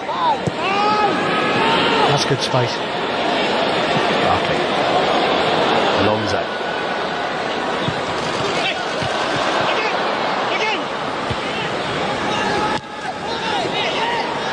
Kennedy. Worth a go for Kennedy. Oh, the deflection made it a really good save by Neto, actually. came off Jean-Claire Todibo, and the goalkeeper had to adjust his position in an instant. Good save, good sharp, smart save, but Kennedy does the right thing. Again, Giroud keeps the ball alive around the box. How often have we said that in the last seasons just gone? But Kennedy, spot on. Take the shot on, try and bend it into that far corner. Deflection, good save by Neto. Maybe that's the start of the second half that we need. A little bit more anger in front of goal. Gets the adrenaline rushing. As Carlos Perez, seen plenty of it since he came on at the break. Rafinha. Semedo out for Malcolm.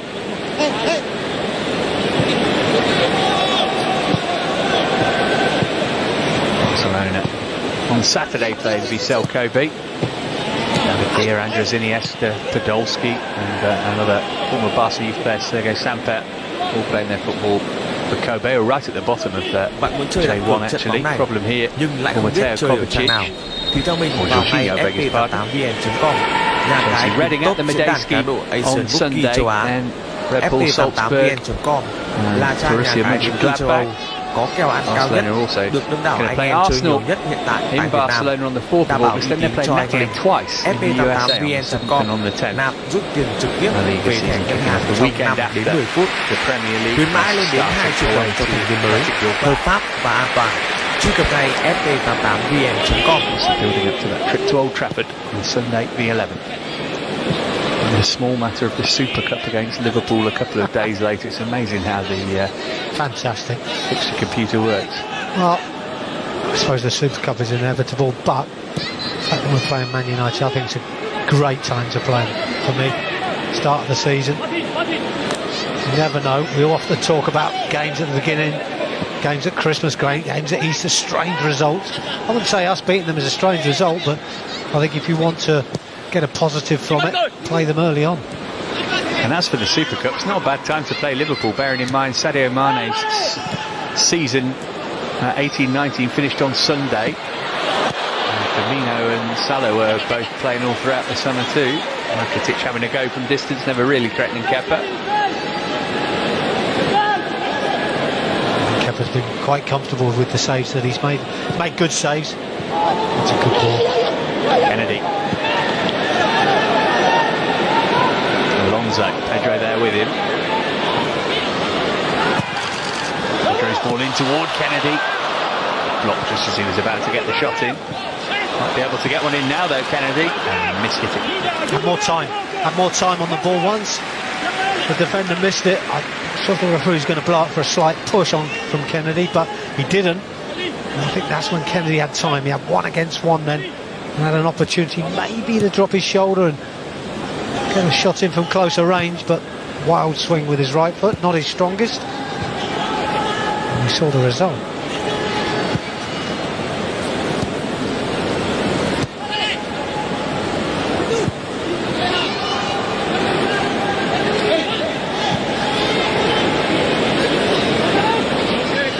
Strength shown by Rafinha.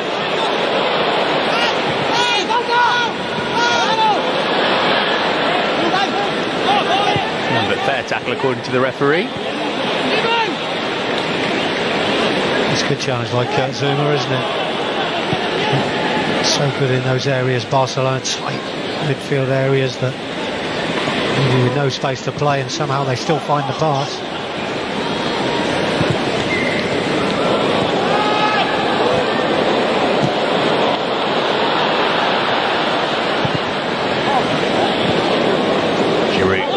Barkley. Kennedy to his right. What's he see?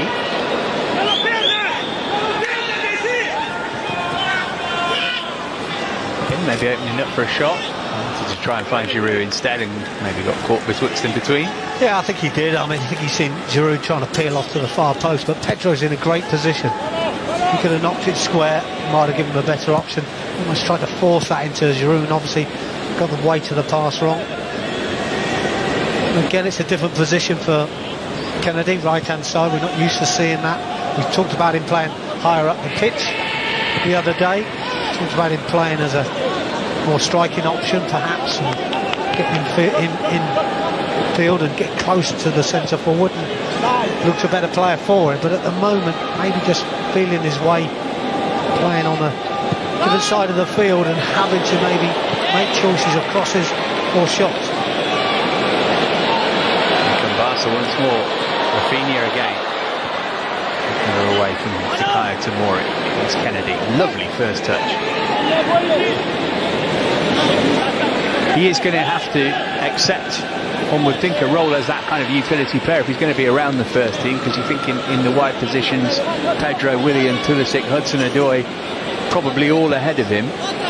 Well, possibly from what we've seen so far. We obviously know the history of the other ones, but Pulisic has certainly looked bright and sharp, so I tend to feel Kennedy might be the extra choice, but he might have to be very, very patient with his opportunities. It's a lovely ball from Barkley out to Marcos Alonso. Alonso in behind here, firing a low cross, looking for Kennedy, cleared away by Longley. I just think small things like that, I think Kennedy needs to get across his marker, to be honest. He stands back and waits. I think he's an out-and-out goal scorer. You get across your marker and gamble. He didn't quite do that there.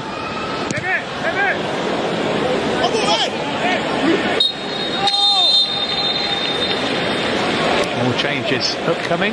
Batshuayi, Drinkwater, Bakayoko and Zappacosta all coming on. And of course, we know the aspect of playing pre-season is all about fitness, and these players are now playing up to the 70-minute mark, certainly getting more and more, I guess, as the pre-season rolls on. This time span will move even closer to the 90 minutes, but so we expect the changes. Also, the players coming on need more time as well. It's a balancing act for Frank. Zappacosta getting plenty of minutes in pre-season, usually from the substitutes bench. He takes the captain's place. 70 minutes in the bank for Dave.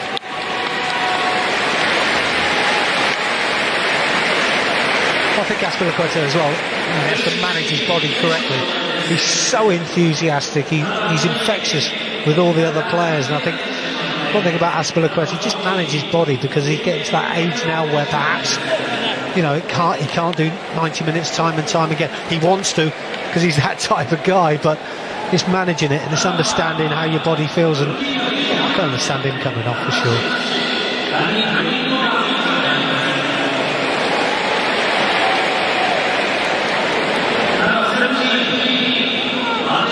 Looking at the formation, see if that's a slight change of things with Batshuayi and Giroud up there now. Obviously playing with a two up top. So we're going to go possibly with a diamond, maybe. For the back, diamond, two up front. See, that was an opportunity for me, for Kennedy. Straight away we've put two players up top. They're both in good positions. He's checked back, he's not under any pressure. He could have delivered with his left foot there, straight into the box, give the likes of Giroud, Batshuayi an opportunity, and maybe you'll catch Barcelona out on the back foot. So Kepa the only player out there who started, or Kennedy with another good chance. There was no flag that time either. Yeah, poor contact.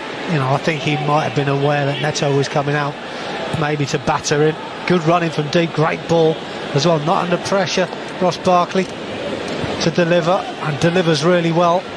Just the faintest of touch needed, find the bottom corner.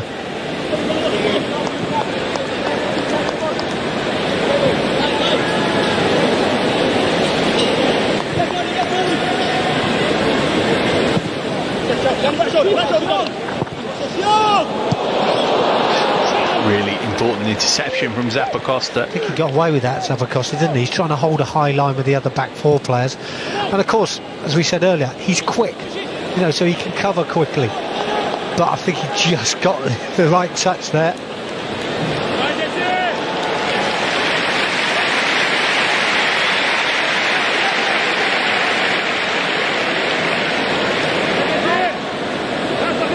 There's Jean-Claire Todibo. And a couple of appearances last season after coming in January from Toulouse, able to prevent the ball going behind for what is Chelsea's third corner of the game. corners and free kicks have been short, few and far between, haven't they? We haven't seen too many, but it's something we need to practice in a sort of match situation. Barkley in, Alonso got something on it. He would love to score in this game. Marcos Alonso, if you were with us at half-time, he'll have been hearing about the family connections. Him and his granddad, once of Real Madrid, his dad, a Barcelona league winner. Barkley in near post for Zuma that time, and Zuma just caught Rafinha. Well, we talk about practice for corners, and there's a good example. 2 not very well hit. The second one was actually worse than the first one. Doesn't make the right contact, Ross Barkley, and that comes out as slightly disappointing for me, because although we're not the 3rd game in pre-season, we'd have to say that by now they should be better.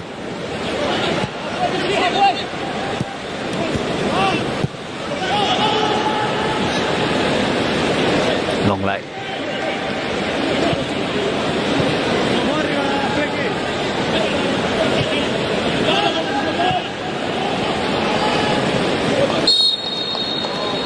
Too much enthusiasm for Bakayoko in on Ivan Rakitic.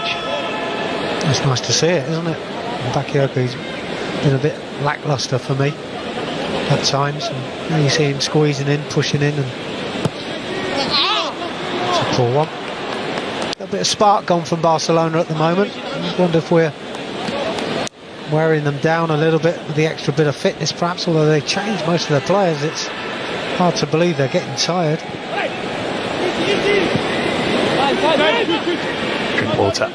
What's disappointing, I think, for someone like Giroud's come on, nothing's been put in the box for him to have a go at, you know. There's no PK there to give him physically, and TT as well, who would probably relish a physical challenge against him. He looks the type who will probably dominate any of the defenders at the back for Barcelona, and really not been given him much of an opportunity. Now, Kurt Zuma's been hurt here. What sort of a challenge was that from Rafinha? It's a poor challenge, but he's fallen awkwardly, and I don't think it was from the physical challenge. I think it's the way he fell. I'm just worried here that Kurt actually knows he's done something bad here. He's just staying a little bit motionless on the floor, which is a worry. Yeah, he's already had one serious injury in his Chelsea career, of course. Well, thankfully he's back up on his feet. I think he probably just fell awkwardly there. Oh, yes, felt that one. Captain's armband on. Frank Lampard has been pretty explicit in stating that he wants Zuma to be part of the squad next season. And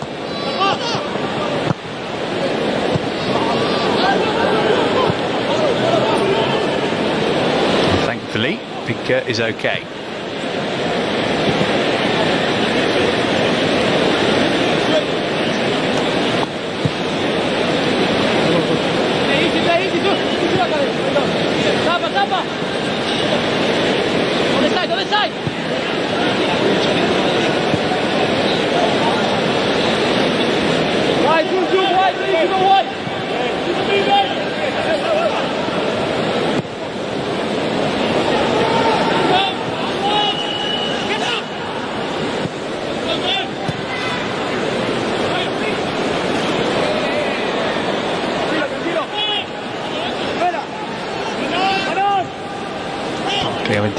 Screw that round the corner, did well. Good little touch though, isn't it? Just opens the game out. You know, it's as many would say a bit of a gamble, but I think he's done well there. Costa's pass is poor. Good challenge. Alonso. Good ball as well. Chance for a second here, Batshuayi.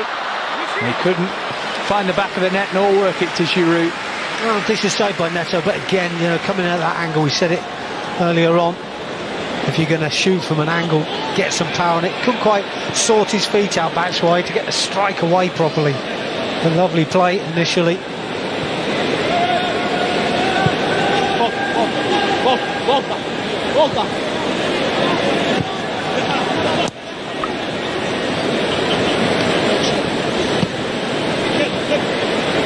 So Chelsea and Barcelona attracting the masses here. As I said earlier, we are about 25 kilometres from the centre of Tokyo, more than 50,000 inside the Saitama Stadium. It is a familiar name to you. England played Sweden in a World Cup group game here in 2002. That's the representation from Joe Cole. Ashley Cole also played in that game. It's the home of the Urawa Red Diamonds.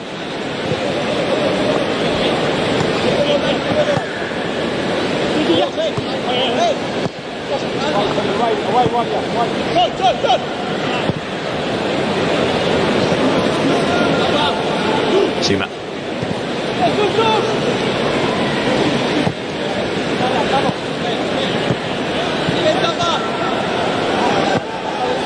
No zip in Barcelona at all at the moment in closing down. They're just going as individuals. They've lost their momentum. Giroud did well. Found Kennedy. Barkley decided to play it to Batshuayi rather than go for goal himself. I think Batshuayi might have been surprised by that. He's Drinkwater. Bạn muốn chơi đặt cược trận bóng này nhưng lại không biết Giroud. chơi trang nào Good run thì cho from mình vào ngay Zappacosta. fp88vn.com, nhà cái đứng top diễn đàn cá độ Asian Hockey châu Á. I'm not sure if he meant that, Zappacosta, but fp88vn.com not a là bad trang ball nhà if he cái was đến just từ châu retaining Âu, possession có because kèo Giroud ăn was cao out nhất, of the area. được đông đảo anh em chơi nhiều nhất hiện tại tại Việt Nam. Kennedy. Đảm bảo uy tín cho anh All em. of a sudden Chelsea looking the more likely to get the second goal of the game. Nạp rút tiền trực tiếp về thẻ ngân A hàng strong trong 5 đến 10 start to the phút. second half, but Khuyến mãi Chelsea lên đến held 2 triệu firm. đồng cho thành viên mới, hợp pháp và an toàn.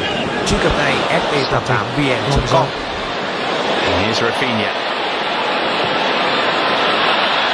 And that was pretty sloppy as well. They've got away with that a little bit, but it's sort of significant the way we've seen Barcelona in the last 5 or 10 minutes. A little bit lethargic, just lost their way a little bit. Maybe the substitutions have caused them more problems than our substitutions have caused us. So we have to take that into account. The flow of the game has gone a little bit, maybe getting towards the last 10 minutes, of course. And there's an advantage for us here if we can get a second. Alonso, Barkley, look over his shoulder to see how much time he had, and then found the corner of the net. Brilliant goal from Ross Barkley, should be enough to win the game for Chelsea. He's been a cut above since he came on, and he's made it Chelsea 2, Barcelona 0. Yeah, he's got himself into some good positions, hasn't he, Ross Barkley, and used the ball pretty well. But I tell you what, this is a great finish. I'm not sure if there's a deflection on it because Neto really should have done better. But the build-up play was good. First ball in, the early ball in there by Alonso was excellent. I'm not too sure what part of the goal Neto was covering. Be easier to see from behind here. Ross Barkley does well, just shifts the ball onto his left foot. That's a good finish. Well, maybe Neto wasn't at fault. Defensively, you'd have to say Barcelona were poor. But it's a good finish, Ross Barkley. Should take us on to the win. Well, he's been watching Mason Mount get the nod in the last couple of games from the start, Ross Barkley, and he looks as though he's up for the challenge. Well, he does, and that's your answer, isn't it? You know, if you see somebody else getting the nod just before you and you play in a similar position, then the answer is go out there and put the ball in the back of the net. He's certainly done that from that position that Mason Mount was playing.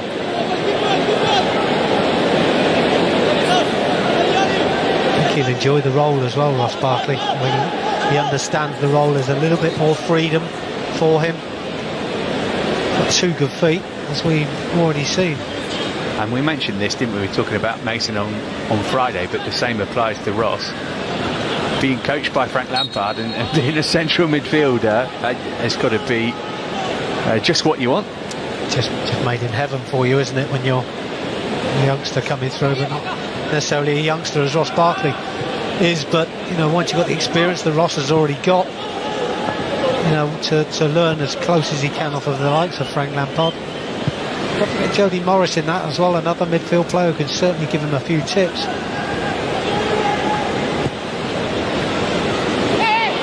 It's a great turn from Rafinha. Malcolm's got Nelson Semedo in support. Then back to Rafinha. Rafinha moved it on one more. It's Carlos Perez. Forced away from goal by Zappacosta and Kennedy. Yeah, Kennedy's done well to help out his defender, but he's got it back. Perez, but he's done well, because initially I thought his first touch was poor.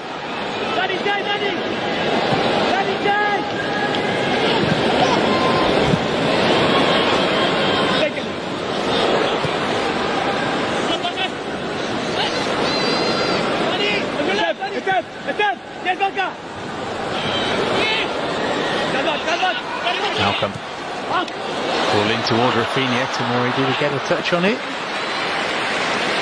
It's a decent little clip into the box, isn't it? Sort of hopeful more than anything, but the two defenders did just enough to stop Barcelona getting any attempt on goal.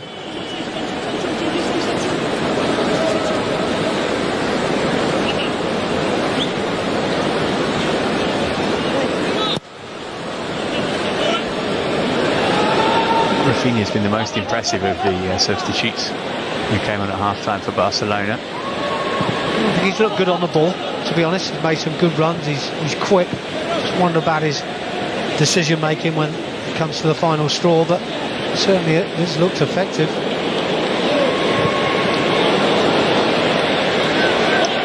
Carlos Perez.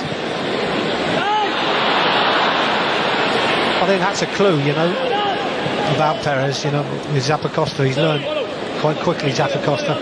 You don't have to go tight to him. Just stay off of him. Don't let him run in behind. That's what he wants to do. Make him pass. That's not the best part of his game, making those decisions. If you commit yourself, he'll go past you. And I think Zappacosta's learned that.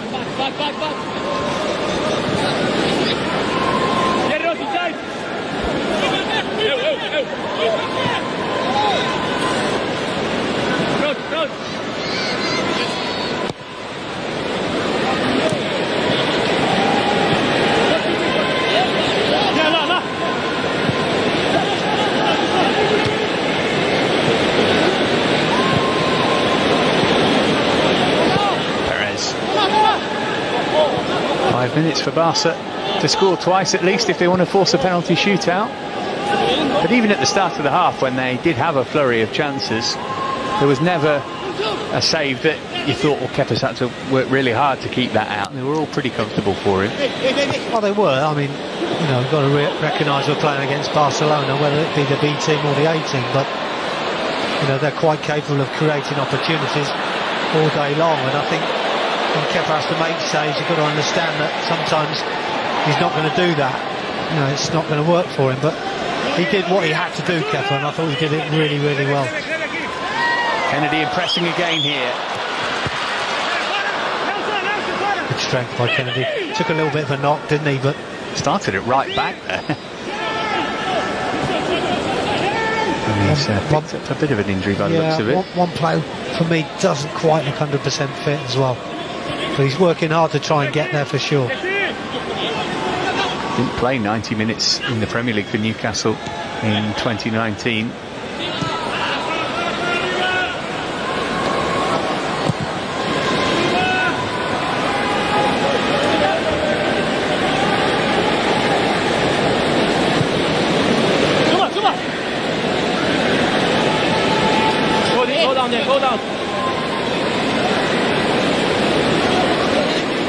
From Chelsea's perspective, a win's a win. We always say it, don't we, pre-season, it doesn't matter too much. But just breeds confidence in the dressing room. Also, not giving a goal away is important. Keep a clean sheet as best we possibly can. Here's Barkley. Yeah, that's why he does him no favours here, Ross Barkley. He just jogs forward. If he makes the run, then Ross Barkley's got a choice. He either passes or takes up the space that he's left. But that's why he doesn't do anything at all to give him some help now.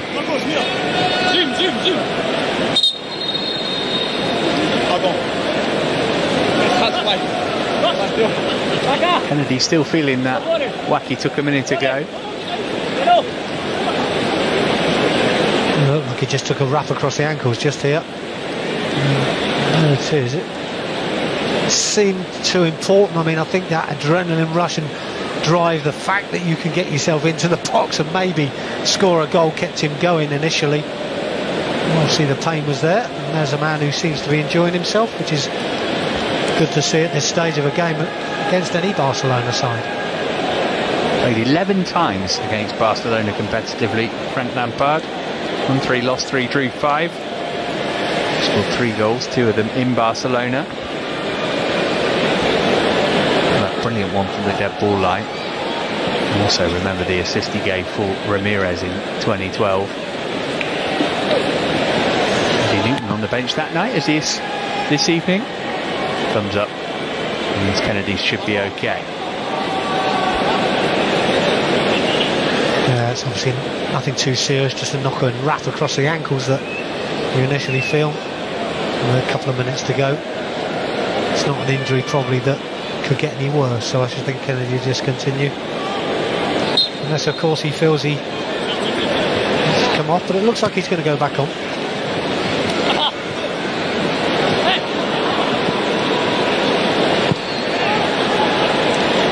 Time running out for Barca here. Of course, they'll say that this was a useful exercise in building fitness. Of course. Well, it is, you know, realistically. We always say the scoreline doesn't matter at this stage, but... You say that when you lose the game, though, really. Well, you do, but I think when it's your first game, it really isn't important. Here's Nelson Semedo, who's got caught in the traffic. But I think from Chelsea's perspective, you know, we're a few games into our pre-season, so we are building up momentum, and winning games is becoming more and more important, if only just for team morale. Just stood on his foot, I think. Yeah, what you want to see is progression, and there's definite signs of that, particularly today. Painful one, that for Malcolm. Nothing intentional, just too quick for Danny Drinkwater, and Danny just stamps on his foot. But again, free kicks for or against, always good to have these situations, especially when you're 2-0 up with a minute to go. So Barcelona with a chance maybe to force Kepa into some sort of save, and also a chance for us to organise our wall and get things right. Rakitic, not one of his better efforts. No, back to the drawing board, or should I say back to the training ground, and try it a few more times. 31 now, Ivan Rakitic. Over 100 caps for Croatia. Actually played his under-21 football for Switzerland in a fantastic World Cup last year. Barkley. Ricochet almost favoured Olivier Giroud there. I just think Ross was in two minds there. I guess one of those situations where he's got to take control of himself and keep going forward and make the pass simpler. Rakitic, bit of space. Ivan Rakitic, it's a beauty. What a goal from the Croatian. Barcelona do get their name on the score sheet, and in some style too. Well, sometimes you have to hold your hands up and say, do you know what? That's a proper goal. And from a proper player, we were just talking about him, 100 caps plus, terrific career, 31 years of age. He has been a super player over the years, but that is top quality. You know, if someone like Suarez or Messi had done this, would have said, yeah, we understand. He doesn't get a massive amount of goals, Rakitic, or the deeper lying midfield player, especially in recent years, but give him this sort of space. Timing of the strike, absolutely perfect, and no chance for Kepa.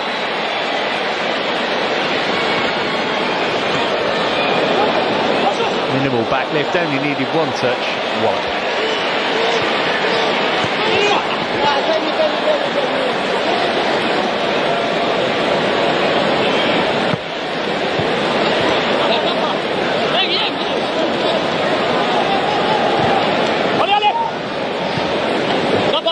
When you throw another angle. Throw an angle's up, throw an angle. Worth having another look. A bit disappointed with Tomori when you see it from that angle, just ducked away slightly from it. And he could have stood his ground and taken the blow, but hey, take nothing away from this guy. That's a great strike of a football. You know, as you said, Matt, short backlift, but it's all about timing. You know, we have to say someone tried to almost take the leather off the ball, if they made the leather these days, but you know what? When you time it to perfection as you did there, very difficult to stop.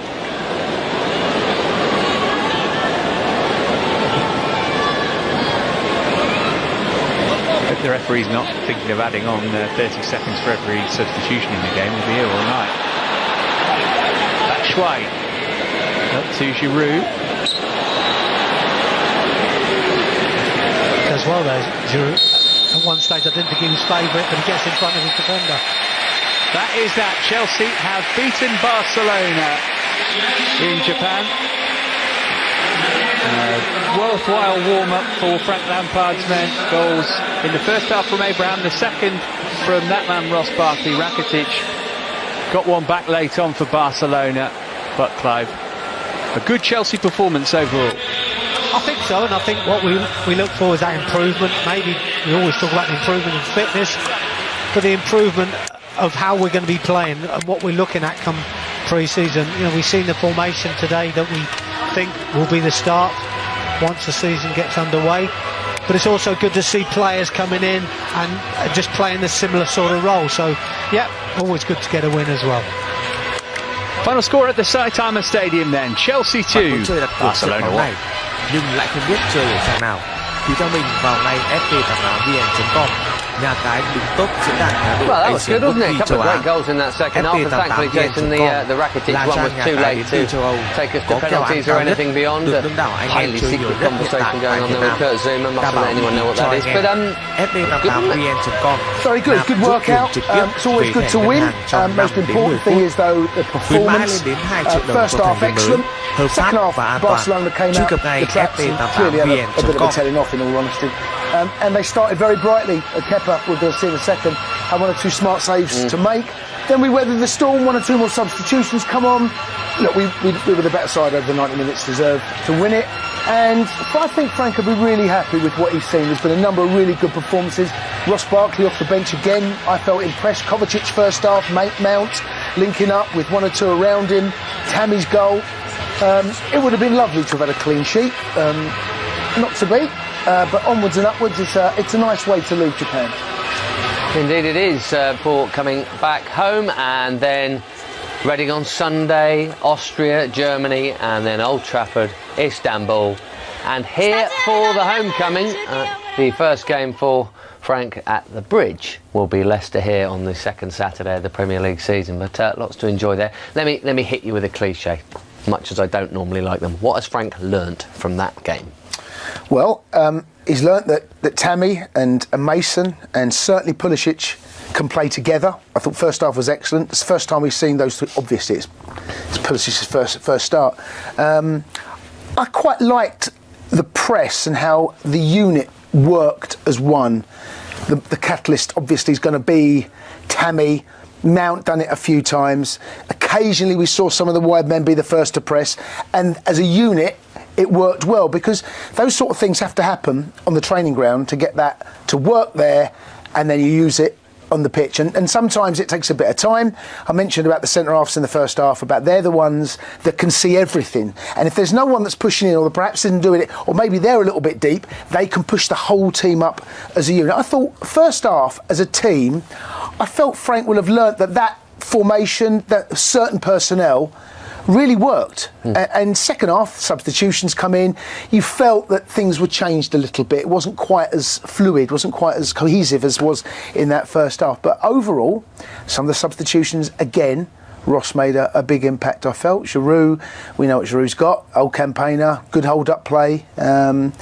It's all round. I think there's been some really more positives. I mean, you look back over Friday. Friday was a little bit flat. The result didn't go away. That doesn't matter so much. But today, all round, there's a lot of ticks in the boxes that Frank would have wanted ticks in. Let's have a look at one of those ticks then. The first tick, Tammy Abraham with his little dribble around the keeper and his second touch put it in the net, but Kovacic, then Pulisic, and now Jorginho pressing. Yeah, that's as a unit there, and we close them down and win the ball out of the giving Barcelona a bit of a taste of their own medicine, really, what they've been doing to teams for quite a long time. Tammy missed a chance, maybe 10 minutes earlier than that, it would have been on his mind. It's a good first touch, he's got time to think about it. Ter Stegen comes off his line, and it's a bit of composure, and I'm pleased for him, because when you play up front in a pre-season game and chances come your way, you want to impress, you want to put it away. There's the unit, there's the press, and well done you. And the funny thing with any situation like that, if you try and go around the keeper and you make a mess of it, people say, why hasn't he stuck it in the corner? When people shoot, people will say, why isn't he taking it around the goalkeeper? And as you say, not long before that he'd missed that chance. So there's pressure on this. He's off his line sharp, Ter Stegen, You know, he's got to do something. He can't stand there because Tammy will pick his spot. He's rushed Tammy, and this is a cool head in a situation that he's got a bit of time to think about it, but he would have seen that green flash. He'd have seen that, the peripheral vision, he'd have seen that rushing towards him. So it's a smart finish. And as we said, when you're playing pre-season and you get the chance, you want to make sure it counts. I don't know if any of you were with us for the St Pat's game, the second leg in that trip to Ireland. Sorry, the second game in that trip to Ireland, where Tammy and Michy Batshuayi actually played as a two in front of a diamond. Not sure whether that worked as those two, but is Tammy, who we're now going to have a look at his general play, Jace, including that miss, do you think in Frank's mind, or is there in your mind, out of him and Michy, who gets the nod if it's not Olivier? Do you think there's a pecking order, or do you think there's not? Do you think they're just both they're both a second? No, option? I think there will be a pecking order. Giroud right now probably wears the number 9 at Old Trafford, if you're going to play one up top, probably. And out of Tammy and Michy? I don't think Tammy's done himself any harm at all. I thought his all-round play was good. That's a bit of a black mark, but he put that behind him to get the goal. You're looking at what can a striker bring to the table. Well, you've got to make sure your hold-up play is good. You've got to bring players in around you. I felt Michy on Friday perhaps bounced off him a little bit. I felt that when you play that system and you're defending quite deep, sometimes you're about 30 yards deeper than you actually want to be. First silverware of the season, first silverware of the Lampard regime, as Dave lifts up the giant Rakuten Cup, obviously Barcelona's sponsors.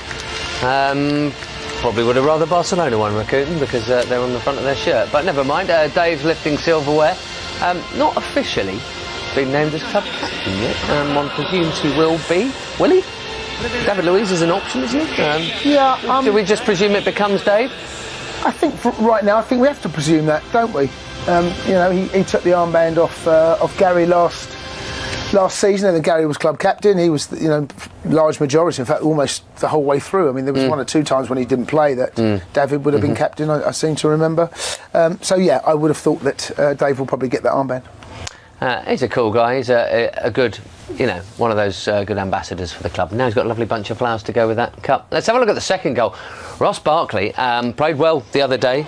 Actually, he's played well generally in pre-season, Jason, and this is a lovely goal, isn't it? Nice touch. And that's him at the start. But you look away as a look over his shoulder. Look at that little look. Have I got time? Yes, I have. And it's just that little quick look over his shoulder that allows him to get his shot away. There's a lot of awareness in that goal. Absolutely. The flick to start with, and there's a lot going on when you're in that position. There's a lot going on around you. You need a cool head. You often say some players find so much space. Well, actually, because they're aware of what's around him. It's the little look over his left shoulder that allows him to know. You'll see it from here. That allows him to get his shot away. He can't turn on his right because he knows the challenge will come in. I've got to take it on my left. Makes his mind up, and it's a smart finish. Could the goalkeeper do a bit better? I think this is a good right finish. In the corner, just inside. It's just he drills it. Bent it round a player as well. I mean, that's nice. It's a good goal. Now, you made the point just talking during that game there that you don't think Sarri ball suited him. No. There's every chance that we will see. I mean, there were glimpses, don't get me wrong, last season he had a good spell, didn't he, in the autumn, and again kind of felt like he was coming back on again in the spring, funnily enough, towards the end of the season. But there's more to come from him, isn't there? And you feel like you might see it under Frank Lampard. And Kovacic. I'm seeing a different Kovacic, and I'm not so sure that whenever I saw Ross play last season in an England shirt, I saw a totally different person, totally different player. Someone that likes to get on the edge of the box, likes to have a little bit more responsibility. I felt under Sarri, it's all about passing the ball, all about moving the ball. Well, that's fine in certain tight areas, but sometimes you want, yes, can I get away from it? Can I go and break and join?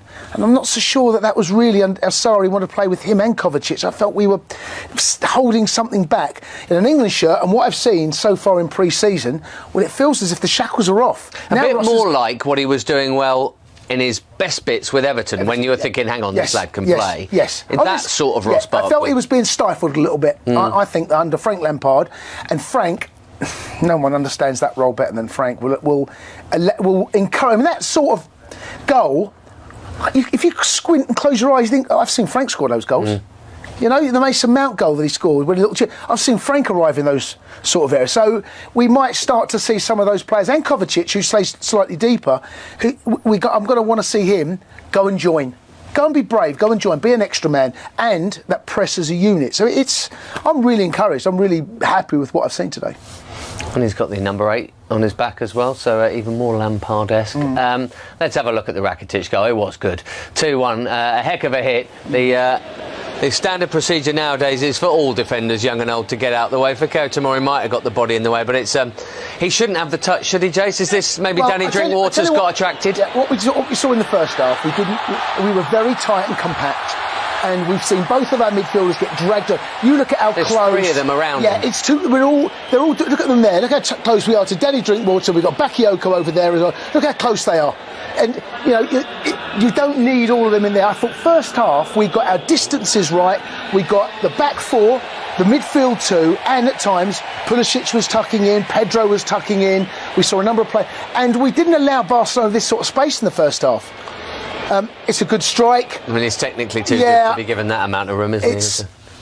I heard the boys in commentary just talking about him, about what he's achieved in the game or what he's done, and literally 30 seconds later, you're allowing a player of that quality to have a touch, get his head up, and just be composed and take his time. You want to rush a player of that quality. You want to get his head down, not let his head get up. But fair play, good strike. Before that, Kepa had 89 minutes or so of clean sheet. He was actually a very busy boy in the early part of the half. He kept on coming in down the left, but in the first half he had a little bit to do as well. There on the edge of our box. That's the point I was making about So, yes, smart off his line. He's been called into action there. A little bit of a disappointing finish on this occasion. But a decent save nonetheless. Second half, well, he was probably the standout, certainly in the first half of that second half. He was the standout Chelsea player, called on a few times. But again, look, we're rushing them into shots.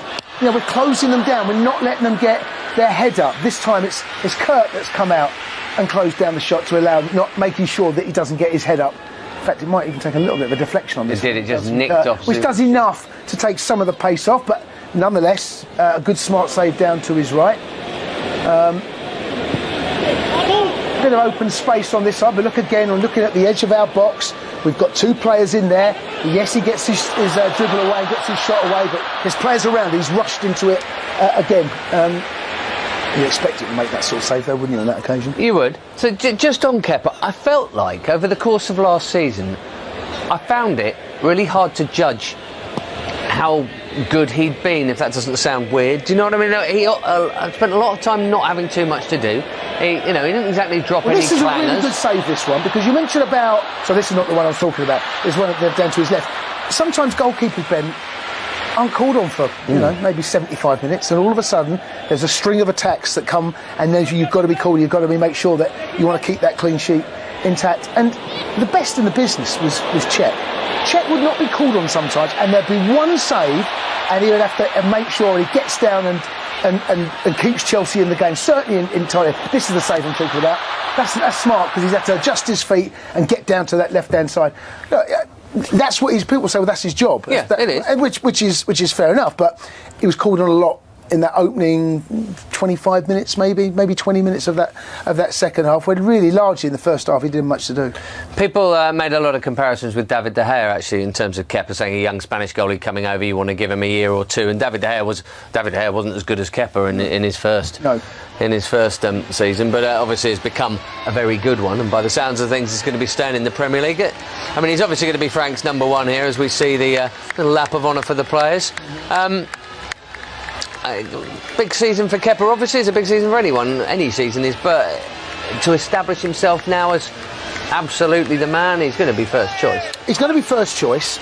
Something that would you like to see him win us some more games, maybe? If I said to you now, think of a game where without Kepa we wouldn't have got that point or that 3 points there. I don't really think that happened last season. Whereas you think of David De Gea under Van Gaal, under Mourinho, it was almost every week. I don't know whether were there that many games that were like that. No, well, maybe that's it. That's what I mean about it being hard to judge his season. Yeah, really. I look back over the last 2 keepers that we've had in Petr Cech. There are many times where Cech saved us, and even Courtois. The first thing I think of is that save away at Sunderland. Where Van Aanholt, where it's literally the last kick of the game, and that for me, I was sitting here. That I thought that was in. And he's pulled out a big right paw, and that basically wins us the game. That's what I mean. I'm waiting for a Kepa moment like that. It just sort of hasn't happened for him yet. That's why I find it hard to judge how he's been, because he's been kind of underemployed. Yeah, I mean, what he's done well. I think goalkeepers now, certainly with his feet, he's one of those that sets up attack, and we saw that again today. Let's have a little look at some of the other Chelsea chances created then. This is Kovacic involved in the first half, and then Emerson. It's a smart ball, this from Kovacic. Emerson really again. Smart ball. It was a good ball, that. And Tammy's in a Pulisic pulls the trigger. Ter Stegen spills it. You'd be disappointed if that goes to the back of the net from Ter Stegen's point of view. But that ball there is a really, it takes out the whole midfield. He's in, all of a sudden it's gone from what they look quite solid, defensively sound, one pass breaks everything down. Tammy's hold-up play brings in players around him, and he does really well here, Mason. He does well. Rides that tackle on Tiddy, I'm not quite sure what he does, but I think he's got two choices. I can take it on the yard and slip in Pulisic, or I pull the trigger, and I don't think you can criticise him with that. It opens up nicely on his left foot. This angle shows you how much goal he's got to look at, and he's capable of sticking it in from there. A lot of these chances came because of the pressure on the ball. You're seeing it again there. This is Pulisic striding away. Well, I don't blame him for hitting this. No, he is quick. You think that's only his first start, second game, having had a prolonged summer. Yeah, it's he wants that probably on his right foot, and he makes the decision quite early on. I've got no one with me. I'm gonna take it on my own. Nice ball there from Ross, who played one or two of those really attractive passes, and this, in the end, I mean, it's just kind of fallen down to Kennedy, and just as his shot, it's ricocheted, and he had one or two of those Kennedy on that right hand side, but a decent save nonetheless from Neto.